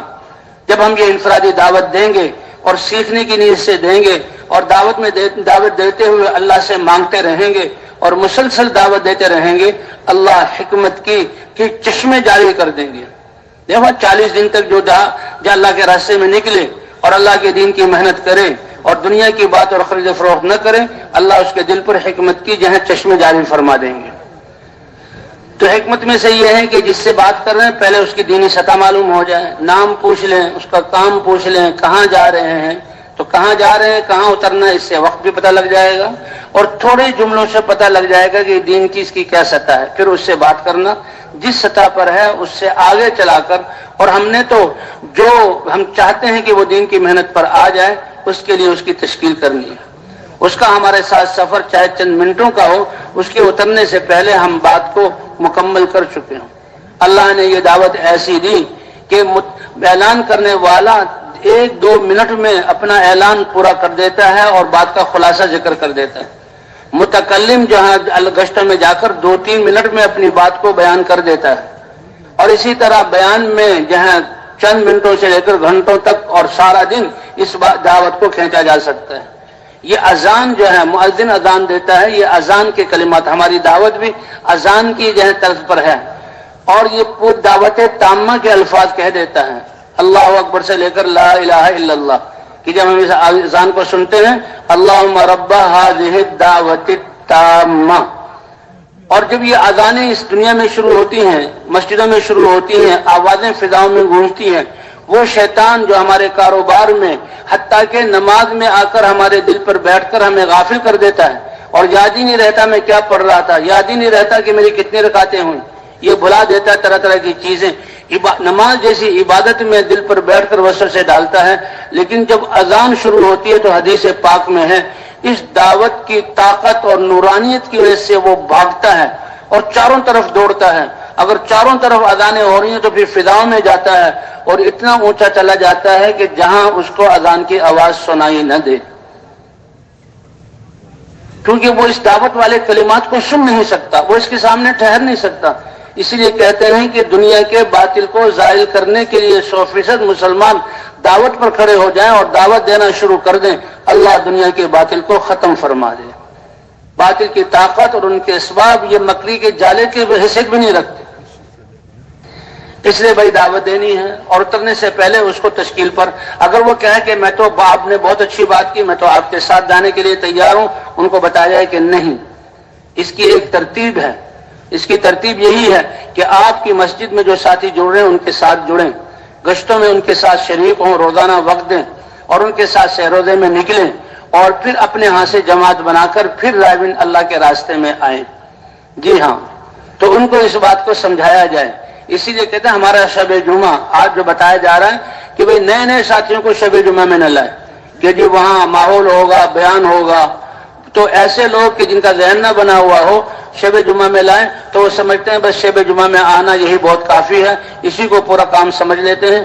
ایسے بھی ساتھی ہیں کہ سالوں سے شب جمعہ میں آ رہے ہیں، آگے قدم نہیں رکھتے۔ اس لیے کہتے ہیں کہ اپنی اپنی جگہ پر ان کو گشتوں میں شریک کیا جائے اور ان کو تعلیم میں شریک کیا جائے اور انفرادی دعوت میں لے کر ان کو جایا جائے اور پھر ان کو سیروزے میں لے کر نکلیں، اور جب سیروزے سے اس کام کو سمجھنے لگے اب ان کو مرکز میں لایا جائے، تو اس کے بھی یہ بتا دیا جائے۔ اور بھائی جب ہم اپنی سواری سے اترے، بس سے اترے، ریل اسٹیشن سے اترے، جمع ہو جائیں کہ ہماری نیت کی تجدید، کہ ہماری نیت کیا، سب سے پہلے تو ہم اس محنت کو سیکھنے کے لیے نکلیں، اور دوسری نیت کی یہ کام ہماری ذمہ داری ہے، اللہ کا دین دنیا میں زندہ ہو جائے، ہر مسلمان تک یہ پیغام پہنچ جائے اور مسلمان اس محنت کو حضور کے طریقے پر کرنے والا بن جائے، اور دوسری قومیں جو بس رہی ہے اللہ ان کے لیے بھی ہدایت کا نظام بنا دے۔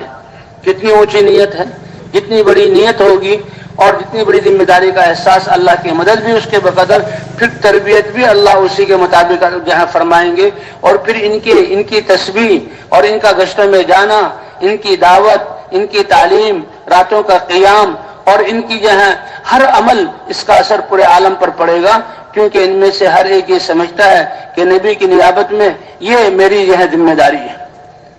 حضور صلی اللہ علیہ وسلم کے انتقال پر جیسے سورج کے غروب ہونے سے اندھیرا چھا جاتا ہے، حضور کے انتقال پر ارتداد کی، کفر کی جہاں آندھیاں چلی اور حضرت ابوبکر صدیق رضی اللہ تعالی عنہ نے امت کو سنبھالا، حضرت اسامہ کے لشکر کو بھی روانہ کیا۔ صحابہ نے کہا بس اسامہ کا لشکر روانہ ہو گیا، باقی چند ہزار صحابہ ہیں ان کو مدینے کی حفاظت کے لیے یہاں رکھے۔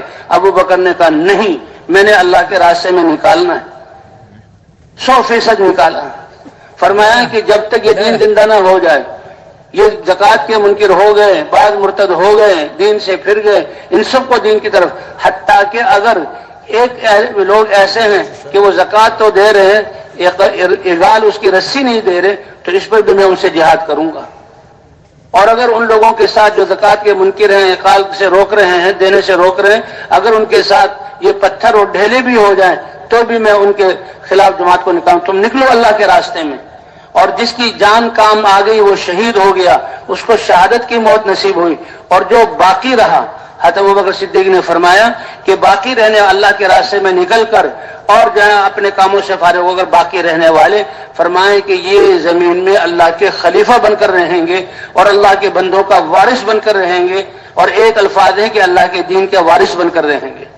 تو کتنی بڑی کہ یہ مسلمان دین کی محنت کرنے والا اللہ کی زمین میں اللہ کا خلیفہ ہے، اور یہ اللہ کے دین کا وارث ہے، یہ اللہ کے بندوں کا وارث ہے۔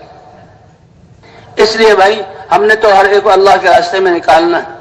تو پھر جب ہم وہاں بستی سے اتریں، سواری سے اتریں تو جمع ہو جائیں، ساتھیوں کو جمع کرایا جائے، ان کی نیت یہ کس نیت سے جا رہے ہیں کہ ہر مسلمان حضور کی محنت کو ذمہ داری سمجھ کر کرنے والا بنے، یہ ہر گھر میں اور ہر مسجد میں یہ اعمال زندہ ہوں، اور یہ بستی مدینہ منورہ کی بستی کے حضور کے زمانے میں نمونہ تھی، وہ نمونہ بن جائے۔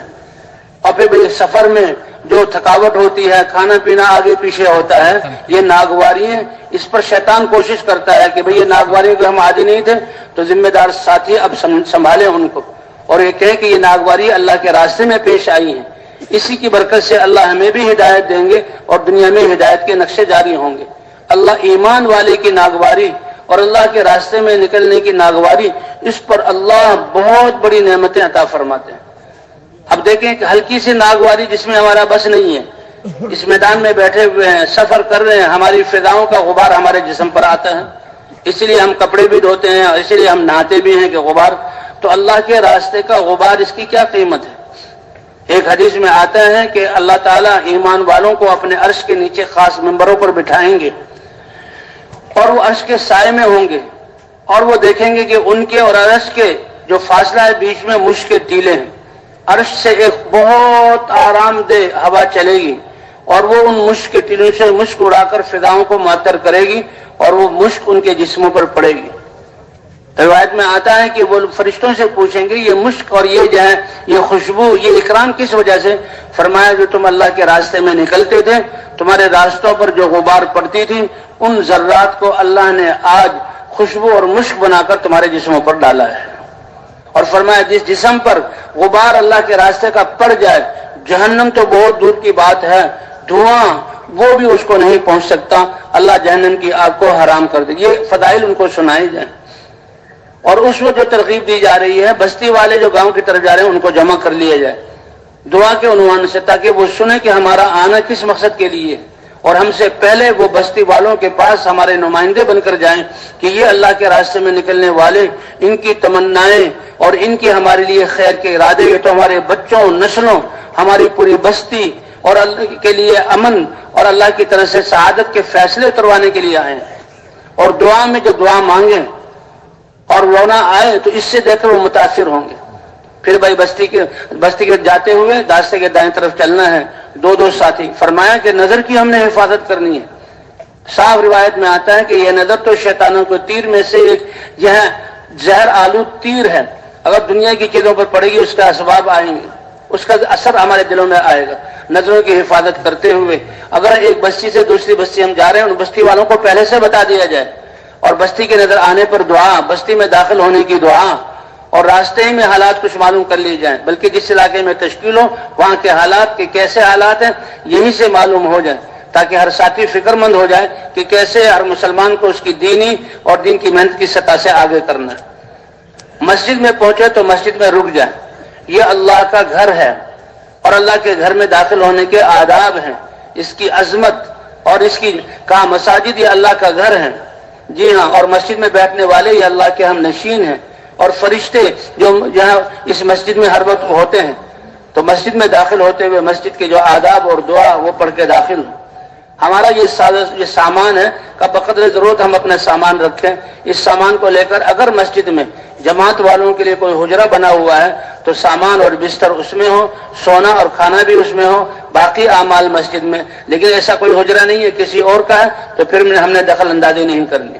بستروں کو قرینے کے ساتھ مسجد کے کونے میں رکھ دیں چادر سے اس کو ڈھانک دیں. خدمت کا سامان اگر مٹی کے تیل کا چولہا ہے یا گیس والا چولہا ہے یا پیاز ہے اور لہسن ہے ایسی بدبودار چیزوں کو لے کر مسجد میں داخل نہیں ہونا. اور نہ مسجد کی انتظامیہ اور اذان اور امامت میں ہم نے کوئی دخل دینا. ہم تو ایک محنت کے لیے وہاں آئے. مسجد کی صفائی کی ضرورت ہو تو وہ صفائی کر لیں. جی ہاں اور اس کے بعد بھائی استنجا وضو سے فارغ ہو کر اور وضو کر کے 2 رکعت نماز صلاۃ الحاجہ پڑھیں. کہ ہمارا اس کام میں جو ہے دعوت ہے اور دعا ہے دعوت ہے اور دعا ہے تو دعاؤں کا اہتمام پہلے بہت ہوتا ہے اب بھی ہم اہتمام کریں. اے اللہ ہمیں صحیح کام کے کرنے کی توفیق عطا فرما اور جن لوگوں کے پاس جا رہے ہیں اے اللہ ان کے دلوں کو ہماری بات کے لیے نرم فرما اور ان کو اپنے دین کی محنت کے لیے قبول فرما.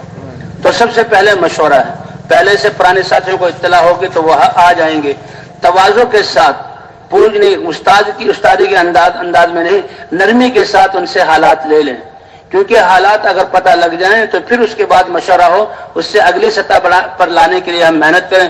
حالات پتہ نہیں ہوں گے تو نئے سرے سے محنت کرنی پڑے گی کتنا ہمارا محنت کا حصہ ضائع ہو جائے گا. اللہ نے یہ مشورہ دیا ہے بہت ضروری سارے ساتھی اس مشورے میں بیٹھیں. اگر جو ہے نماز کا وقت قریب ہے تو وہ تھوڑا سا مشورہ ہو جائے اور پھر بعد میں جو ہے وہ مشورہ ہو مشورہ تفصیلی ہو اعمال کی تقسیم کا مشورہ بھی ہو. مشورے کے بعد پرانے ساتھیوں سے حالات لے لیے گئے اب ایک ساتھی سے پوچھنا کہ مشورہ جو ہے یہ ہماری تربیت کے لیے کام کی حفاظت کے لیے ساتھیوں کی استعداد کو جو ہے وہ کام میں لانے کے لیے اور ان کے آگے تربیت کے لیے مشورہ بہت ضروری ہے اور مشورے سے دل جڑیں گے. اللہ نے اپنے نبی کو مشورے کا حکم دیا حضور صلی اللہ علیہ وسلم نے صحابہ کو مشورے پر ڈالا. مشورے کے بعد اب سارے ساتھیوں کو ہم 2 آدمی جو خدمت کے لیے رہے اور باقی ساتھی جو 2 ساتھی مسجد میں آنے والے ہیں ان کو سنبھالنا ان سے بات کرنا اور باقی ساتھی 2 کی جوڑی بن کر پوری بستی میں پھیل جائیں.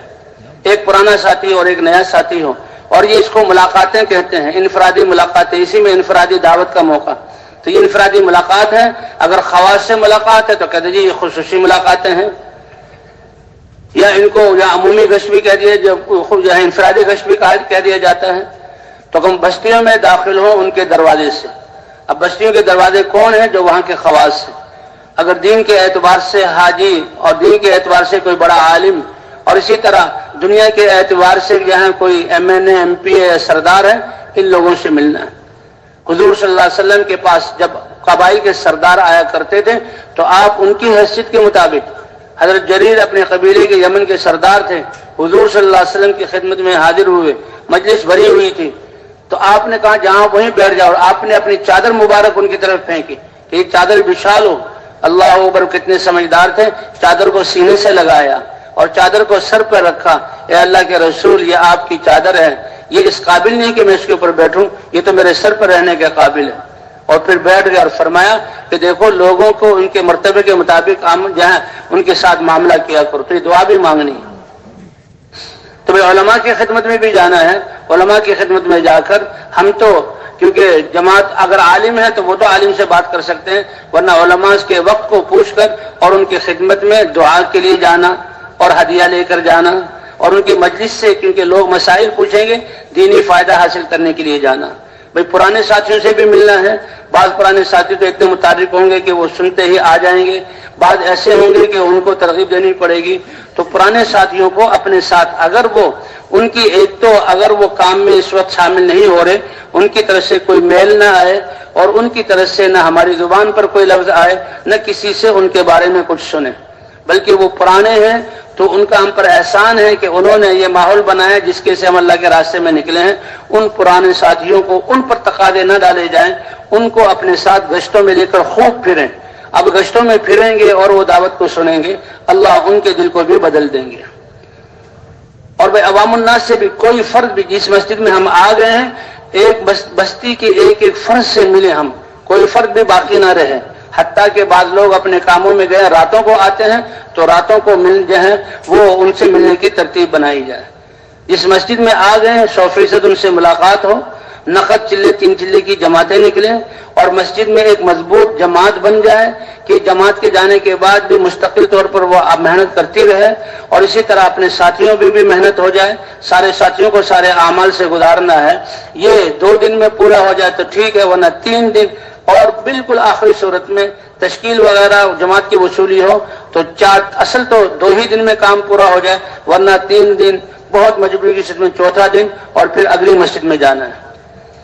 اس طرح بھائی ساتھی جب گشت کریں اور تھک جائیں اور تھک کر اب آئیں تو اب جو ہے تعلیم ہے، کہتے جو ہم یہ دعوت دے رہے ہیں، اس دعوت کی تقویت کے لیے تعلیم، کہ ہم جو ساری دنیا کو بیان کر رہے ہیں کہ دنیا بھر کے انسانوں کامیابی اللہ نے اپنے مبارک دین میں رکھی ہے، اور دین اللہ کے مبارک احکام ان کو حضور صلی اللہ علیہ وسلم کے طریقے پر پورا کرنا ہے۔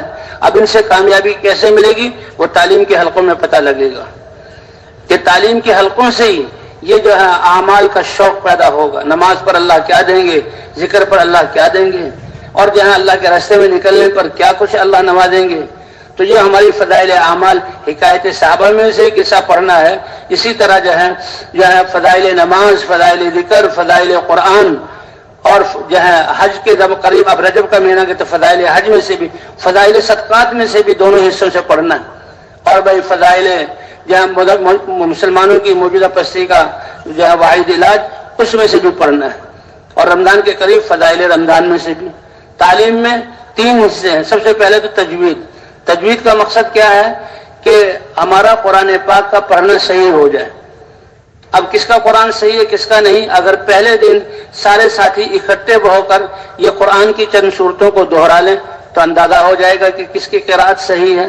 جتنے ساتھیوں کی قراءت صحیح ہو اتنے حلقے لگائے، اگر 2 ساتھی ہو جائیں تو بہت اچھا ہے، اگر اس سے کم ہو تو 3، کسی میں 2، اور اگر اس سے بھی کم ہو تو 4 ساتھی۔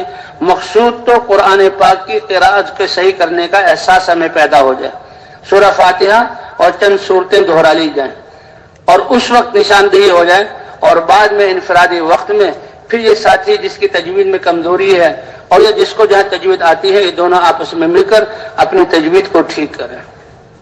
تجوید ٹھیک ہوگی تو نماز ٹھیک ہوگی، نماز ٹھیک ہوگی تو ہماری ساری زندگی کے اعمال، کیونکہ نماز ایسا مبارک عمل ہے، عبادات کو صحیح نہج پر لانا، اس میں سب سے پہلے نماز ہے۔ نماز درست ہو گئی تو ہماری ساری معاشرت اور اخلاقیات اور سارے معاملات اللہ درست فرما دیں گے۔ ان الصلاۃ تنہی عن الفحشاء والمنکر۔ اور بھائی تعلیم کے بعد، تعلیم اب ہو تو تعلیم میں فضائل سنیں، کہ تھک کر جب آئیں اور پھر جو ہے فضائل سنیں گے تو اللہ ہماری اس محنت پر اتنا اجر دیں گے کہ ہمیں محسوس ہوگا کہ اللہ ہم نے تو بڑے جو ہے تھوڑے سے اعمال کی ٹوٹی پھوٹی محنت کی، اور فضائل جب آدمی سنتا ہے تو اس کی ساری تھکاوٹ دور ہوتی ہے اور اس میں جذبہ پیدا ہوتا ہے۔ اور یہ تعلیم جو ہے وہ 2.5 گھنٹے 3 گھنٹے کی ہونی چاہیے، تجوید کا عمل بھی مکمل ہو اور سارے اجزاء سے پڑھا جائے۔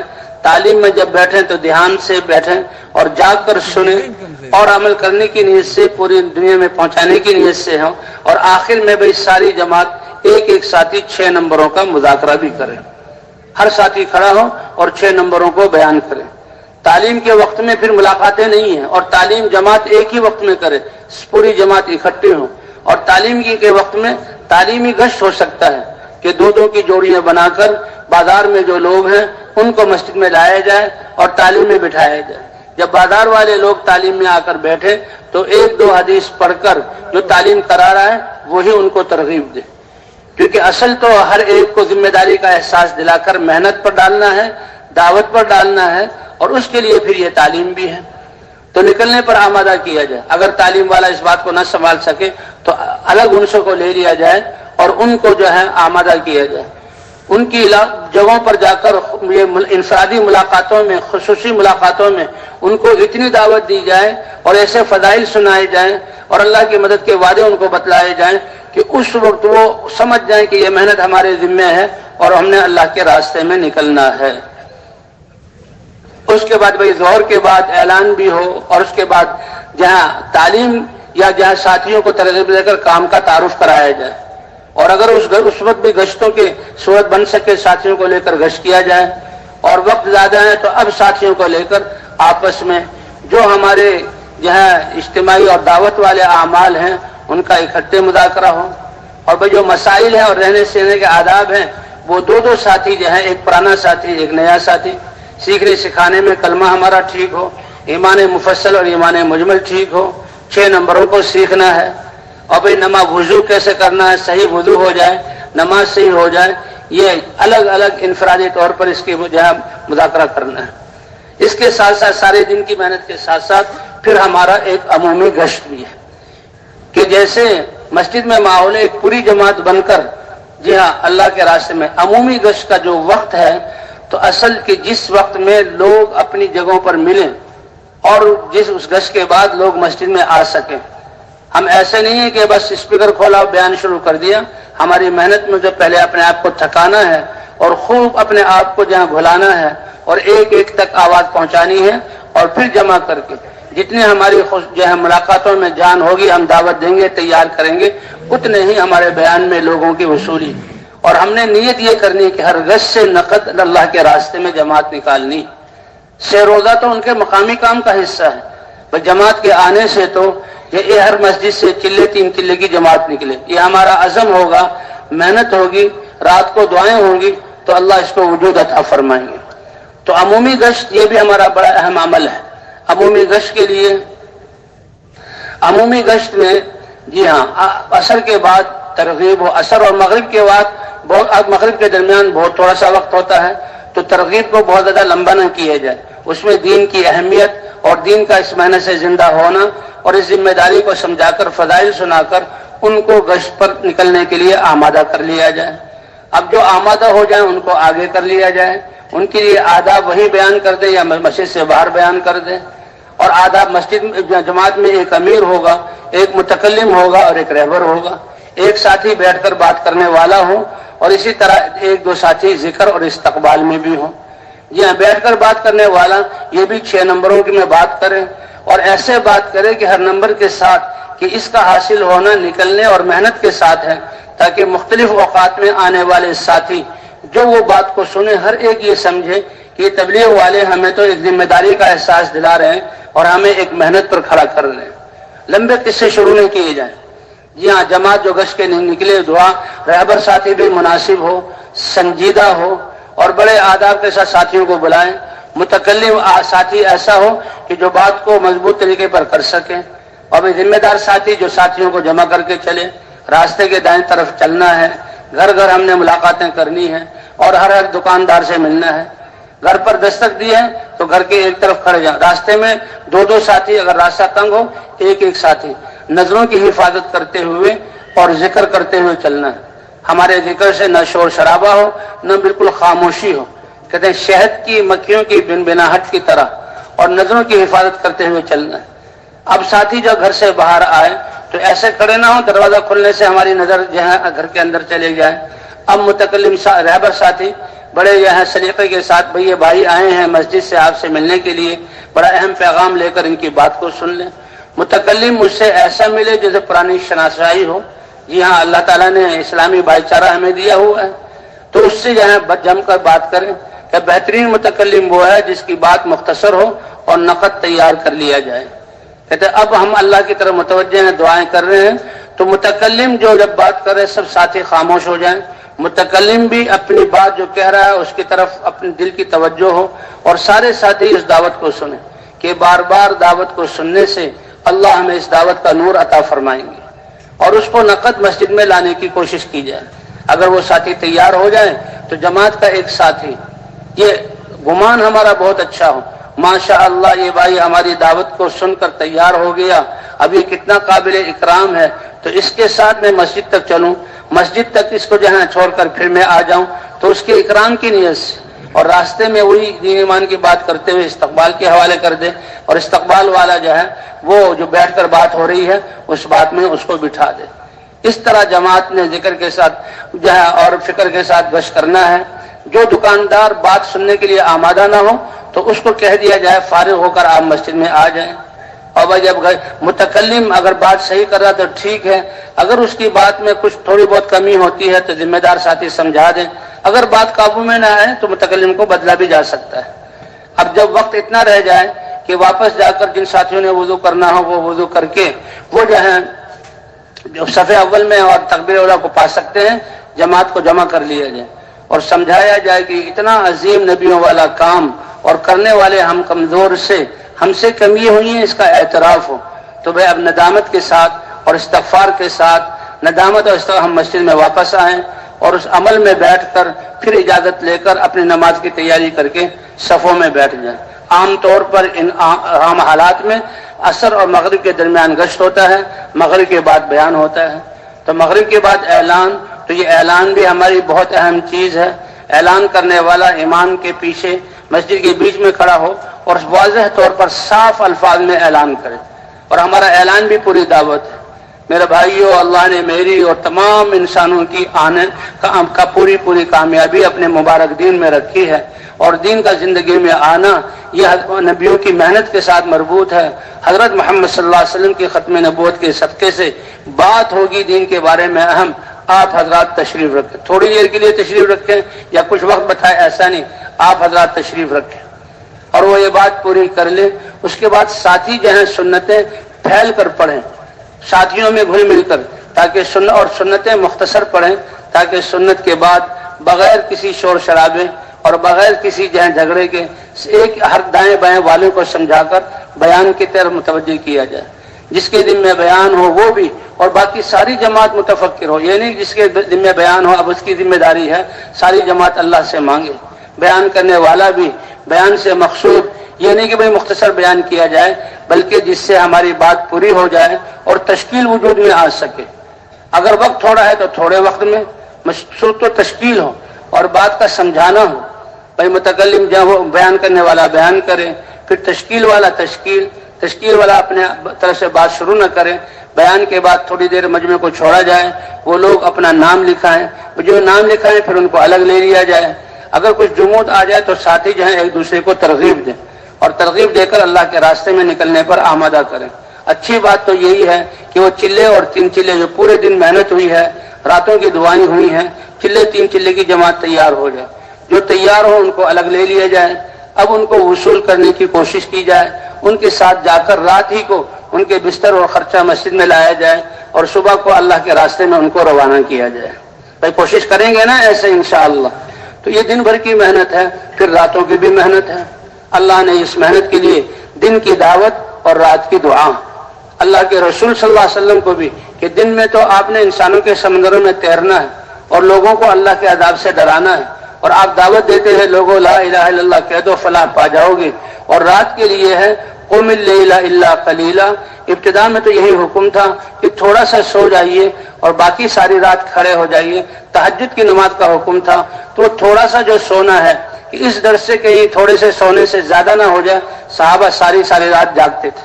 پھر اللہ کی طرف سے آسانی، قم اللیل الا قلیلا نصفہ او انقص منہ قلیلا او زد علیہ ورتل القرآن ترتیلا۔ تو ہم بھی اللہ کے راستے میں نکل کر جہاں راتوں کو تہجد پڑھنا، تہجد سے ہماری نمازوں میں درستگی آئے گی۔ جی ہاں، اور تہجد ان ناشئۃ اللیل اشد وطئا واقوم قیلا، راتوں کو اٹھنا اور اس راتوں کو رونا، اس سے ہماری دن کی دعوت میں مضبوطی آئے گی۔ جی ہاں، اور نفس کو یہ جہاں کی اصلاح کرنے والی یہ بڑی قوت والی چیز ہے راتوں کو اٹھنا۔ تو راتوں کے اعمال جو ہمارے ہیں، لمبی لمبی رکعتیں پڑھنا، اس میں قرآن پاک کا پڑھنا، پھر دعا کا کرنا، دعا کے بعد قرآن پاک کی تلاوت ہے، اور اذکار جو فجر سے پہلے پہلے ہمارے پورے ہو جائیں۔ تو اس کی کوشش کریں گے نا انشاءاللہ؟ جی ہاں، وبالاسحار هم يستغفرون تتجافى جنوبهم المضاجع يدعون ربهم خوفا وطمعا ومما رزقناهم ينفقون۔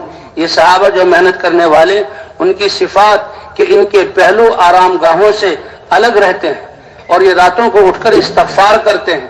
کہا جب یہ انسان شہروں میں فساد پھیلاتے ہیں، سرکشی پہ آ جاتے ہیں، اللہ کی ناراضگی والے اعمال کرتے ہیں، تو اللہ ارادہ فرماتے ہیں کہ ان کو ہلاک کیا جائے، ان پر عذاب اتارا جائے، لیکن راتوں کو اٹھ کر تہجد پڑھنے والے، استغفار کرنے والے، اور یہ دودھ پیتے بچے اور بہت سارے نیک لوگ، تو ان کی وجہ سے اللہ عذاب کو رفع فرما دیتے ہیں۔ اس لیے بھائی اللہ کے راستے میں نکلنے والے جیسے یہ دن بھر اپنے اعمال کے اہتمام کریں، یہ رات کو اٹھنے کا بھی اہتمام کریں، اور ہم تو انہی 4 اعمال میں لگے رہیں، یا دعوت میں لگے ہوئے ہوں، یا تعلیم و تعلم میں ہوں، یا ذکر و عبادت میں ہوں، یا خدمت میں ہوں۔ حضور صلی اللہ علیہ وسلم خود اپنے لیے خدمت متعین کرتے تھے، صحابہ کی تعیین کہ فلاں جو ہے وہ جانوروں کو چرائے گا، فلاں سالن پکائے گا، فلاں گوشت کاٹے گا، اور اپنے لیے حضور صلی اللہ علیہ وسلم فرماتے تھے وَأَنَا أَجْمَعُ لَكُمُ الْحَطَبَ، اور میں تمہارے لیے لکڑی چن کر لاؤں گا۔ تو عرب کے ایک عالم نے بتایا کہ لکڑی چننا آپ یہ نہ سمجھیں کہ پاکستان اور جہاں یہ جو ہے زرعی علاقوں میں لکڑیاں بہت ہیں، بہت آسان ہے، تھوڑی دیر میں چن کر لے جائیں گے۔ یہ حضور نے اپنے صحرا کے اعتبار سے کہا ہے کہ جب سورج نکل رہا ہو، اپنی گرمی برسا رہا ہو، ریت گرم ہو رہی ہو، اور صحرا میں کوئی درخت نہیں ملتے، وہ تو چھوٹے چھوٹے پودے ہوتے ہیں، ان کو اکھاڑنا، ان کو جمع کرنا، تو سب سے مشکل کام ایندھن جمع کرنا ہے۔ اللہ کے رسول اپنے لیے منتخب کرتے تھے وَأَنَا أَجْمَعُ لَكُمُ الْحَطَبَ۔ اس لیے بھائی خدمت جو ہے یہ بھی ہمارا خدمت میں ساتھیوں کو متعین کرنا، اور خدمت والے ہم تو اپنا سب کچھ لگائیں گے اور اپنا سب کچھ خرچ کریں گے، اور لوگوں کے پاس جو کچھ ہے اس کی طرف ہماری نظر نہیں ہوگی۔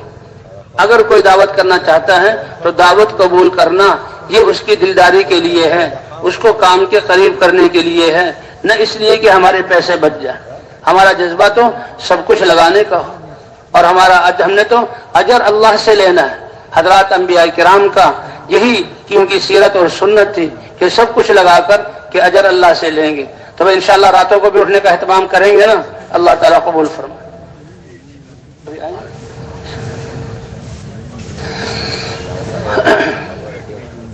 تو یہ ہے ایسے اعمال ہر وقت ان اعمال میں لگے ہوں، جیسے نماز میں قیام ہے، رکوع ہے، سجدہ ہے، قومہ اور جلسہ ہے۔ یہ ایسے اعمال ہیں کہ چھوٹا بچہ بھی گھر میں اپنے باپ کو دیکھا نماز پڑھ رہے ہیں، دستک ہوتی ہے، اور لوگ وہ آنے والا بھائی والد تمہارے ابا ہیں کہ جی ہیں، کیا کر رہے ہیں کہ جی نماز پڑھ رہے ہیں۔ اب باپ نے بتایا نہیں تھا کہ میں نماز پڑھ رہا ہوں، بلکہ وہ اس کا قیام، رکوع، سجدہ، اس سے وہ پتہ لگا لیتا ہے کہ یہ جو ہے نماز پڑھ رہے ہیں۔ تو اس طرح ہمارے حضرات فرماتے ہیں کہ ہم یا تو سب سے پہلے دعوت میں لگے ہوئے ہوں، یا تعلیم و تعلم میں لگے ہوئے ہوں، یا ذکر و عبادت میں لگے ہوئے ہوں، یا خدمت میں لگے ہوئے ہوں۔ اس سے اب یہ اجتماعی اعمال بھی ہیں اور یہ ہمارے انفرادی اعمال بھی ہیں۔ جسے بتا دیا گیا انفرادی دعوت، مسجد میں جو ساتھی ہیں ان کو بھی دعوت دینی ہے، ایک ایک کے پاس ہم نے جانا بھی ہے۔ جی ہاں، اسی طرح جیسے اجتماعی تعلیم ہے ایسے انفرادی تعلیم بھی ہے۔ ہر ساتھی اپنے لیے وقت کو فارغ کریں اور فضائل کی یہی کتاب جن کی ہم اجتماعی تعلیم کرتے ہیں، جی ہاں، حکایت صحابہ ہے، فضائل قرآن ہے، فضائل نماز ہے، فضائل ذکر ہے، مسلمانوں کی موجودہ پستی کا واحد علاج ہے، اور فضائل صدقات کے دونوں حصے ہیں، اور رمضان اور حج کے زمانے کے فضائل حج اور فضائل رمضان، اکیلے بیٹھ کر اس کو پڑھنا، اور ایسے پڑھنا کہ جیسے اللہ کا رسول اور اللہ ہمیں خود خطاب کر رہے ہیں، جسے کل بتایا گیا۔ جی ہاں، کہ فضائل کی کتاب ایسے کہ پہلے آیات اس کے بارے میں حضرت شیخ نے لکھی ہیں، اور پھر جو ہے احادیث پاک ہیں فضائل کی، اور اس کے بعد فائدے کی صورت میں اس کے آداب ہیں۔ تو انفرادی تعلیم بھی ہم نے کرنی ہے، اور بھائی ذکر کا جو دعائیں ہیں صبح شام کی، ان کا بھی اہتمام کرنا ہے۔ اللہ کا ذکر کس لیے کہ اللہ کا دھیان نصیب ہو جائے، کہ اللہ کی طرف بلانے، ہر وقت اللہ مجھے دیکھ رہے ہیں اور اللہ میری سن رہے ہیں اور اللہ میرے ساتھ ہیں۔ جس کو یہ یقین ہو گیا تو پھر اس کی نظر دنیا کی کسی چیز کی طرف بھی نہیں جائے گی، وہ تو ہر حال میں اللہ ہی کی طرف متوجہ ہوگا۔ جس سے صحابہ کرام کے قصے، جی ہاں، ابو مالکہ ایک صحابی ہیں، وہ سفر میں نکلے تو ان کے ساتھ ایک ڈاکو آ گیا۔ جب ویرانہ آیا تو ڈاکو نے کہا میں تو آپ کو قتل کروں گا اور آپ کا سامان لوں گا۔ تو اس نے وہ سامان لے لو، کہ نہیں تمہیں پہلے مارنا ہے۔ اب اور کوئی چارہ کار نہیں تھا، اب یہ صحابی ہیں تو انہوں یا رحم الراحمین اللہ کو پکارا، پھر دوسری دفعہ کہا یا رحم الراحمین، اور تیسری دفعہ کہا یا رحم الراحمین۔ تیسری دفعہ کہنا تھا کہ انہیں دیکھا کہ ایک شہ سوار فضا میں نمودار ہوا اور اس کے سامنے ہاتھ میں نیزہ تھا، اور اس نے نیزہ اس ڈاکو کو ایسا مارا کہ وہیں قتل ہوا اور آگ زمین سے نکل پڑی۔ اس نے کہا او اللہ کے بندے تم کون ہو؟ کہ میں فرشتہ ہوں، میں تمہاری مدد کے لیے آیا ہوں۔ کہ تم نے پہلی دفعہ جو یا رحم الراحمین کہا تو فرشتوں میں کھلبلی مچ گئی، کتنی مانوس آواز ہے، اور یہ مانوس آواز کیوں کہ اس کا ذکر، اس کی تلاوت، اس کے اعمال آسمانوں پر پہنچ رہے ہیں۔ اس لیے کہتے ہیں کہ یہ انسان جب اعمال کرتا ہے تو ان اعمال کی وجہ سے آسمان والوں میں بھی اس کا تذکرہ ہوتا ہے، یہ آسمان کے دروازے بھی ان کے اعمال سے مانوس ہوتے ہیں۔ جی ہاں، آپ فرشتوں میں کھلبلی مچی، اور پھر جب تم نے دوسری دفعہ کہا تو میں نے اللہ سے اجازت چاہیے، اے اللہ اس اپنے بندے کی خدمت کے لیے مجھے موقع دیں، اور جب تیسری دفعہ تم نے یا رحم الرحمین کہا میں پہنچ گیا اور تمہاری حاجت کو پورا کر دیا۔ تو اس لیے وہی ہم نے تو دعا اور اعمال، یہ ہر وقت کی جو دعائیں ہیں، اور خاص طور پر اللہ کے دھیان کے لیے یہ 3 تسبیحات تو ہم نے صبح و شام کرنی ہے۔ صبح کی تسبیحات فجر سے پہلے باوضو ہو کر، قبلہ رخ ہو کر، یہ تیسرا کلمہ سبحان اللہ، الحمدللہ، لا الہ الا اللہ، واللہ اکبر۔ اب سبحان اللہ میں کہ اللہ کی اے اللہ آپ کی ذات ہر عیب سے، ہر کھوٹ سے، ہر کمی سے پاک ہے، اس کا استحضار۔ اے اللہ تمام کمالات اور تعریفیں کوئی کرے یا نہ کرے، ساری سبح للہ ما فی السماوات و ما فی الارض، انسان اور جنات کے علاوہ ساری کائنات کی ایک ایک چیز اللہ کی تسبیح بیان کر رہی ہے، اور ایمان والے اللہ کی تسبیح بیان کرتے ہیں، یسبح للہ ما فی السماوات و ما فی الارض، اور ساری کائنات نماز اور اپنی عبادت میں لگی ہوئی ہے۔ اللہ فرماتے ہیں یہ تسبیح کرتے ہیں اور یہ نماز پڑھتے ہیں، تم ان کی تسبیح اور تم جہاں ان کی جہاں نماز کو نہیں جانتے۔ الحمدللہ، تو اے اللہ تمام خوبیاں کمالات آپ کے لیے ہیں۔ یہ اللہ اکبر، اے اللہ آپ سب سے بڑے ہیں، کہ اللہ کی کبریائی کے لیے اللہ نے قرآن کی آیات میں سمجھا دیا کہ ساری کائنات جمع ہو کر اللہ کی تعریف کے کلمات لکھیں، اور پھر یہ اسباب ختم ہو جائیں پھر لکھیں تو بھی اللہ کی بڑائی کے کلمات جو ہیں وہ ختم نہ ہو۔ تو یہ اہتمام کریں گے نا انشاءاللہ۔ جی ہاں، استغفار کی تسبیح ہے اور درود شریف کی اس تسبیح ہے کہ جو ایک دفعہ درود پڑھے گا اللہ 10 رحمتیں نازل فرمائیں گے، جو استغفار کا اہتمام کرے گا اللہ ہر تنگی سے راہ نکالیں گے، ہر پریشانی سے جہاں خوشی عطا فرمائیں گے، اور اللہ رزق کا بندوبست اور سارے کام ایسے بنائیں گے کہ عقل والوں کی عقل بھی وہاں پہنچ نہ سکے۔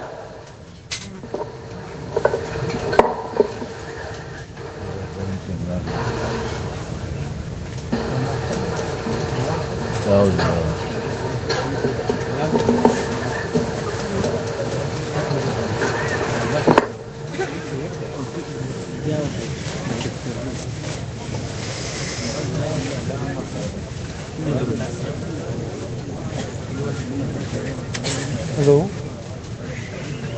وعلیکم السلام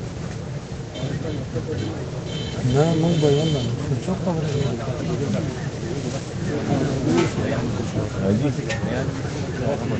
بس زه خو په ایونت کې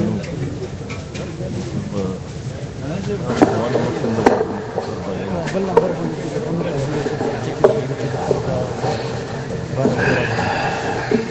دوست ما هم کم بارک سلام بخیر نیکی گاڑی رو ترام علیکم دادی رو مچت کئی گئے کی زر کئی ناس دی کم رو بیکار میں دام نہ ہو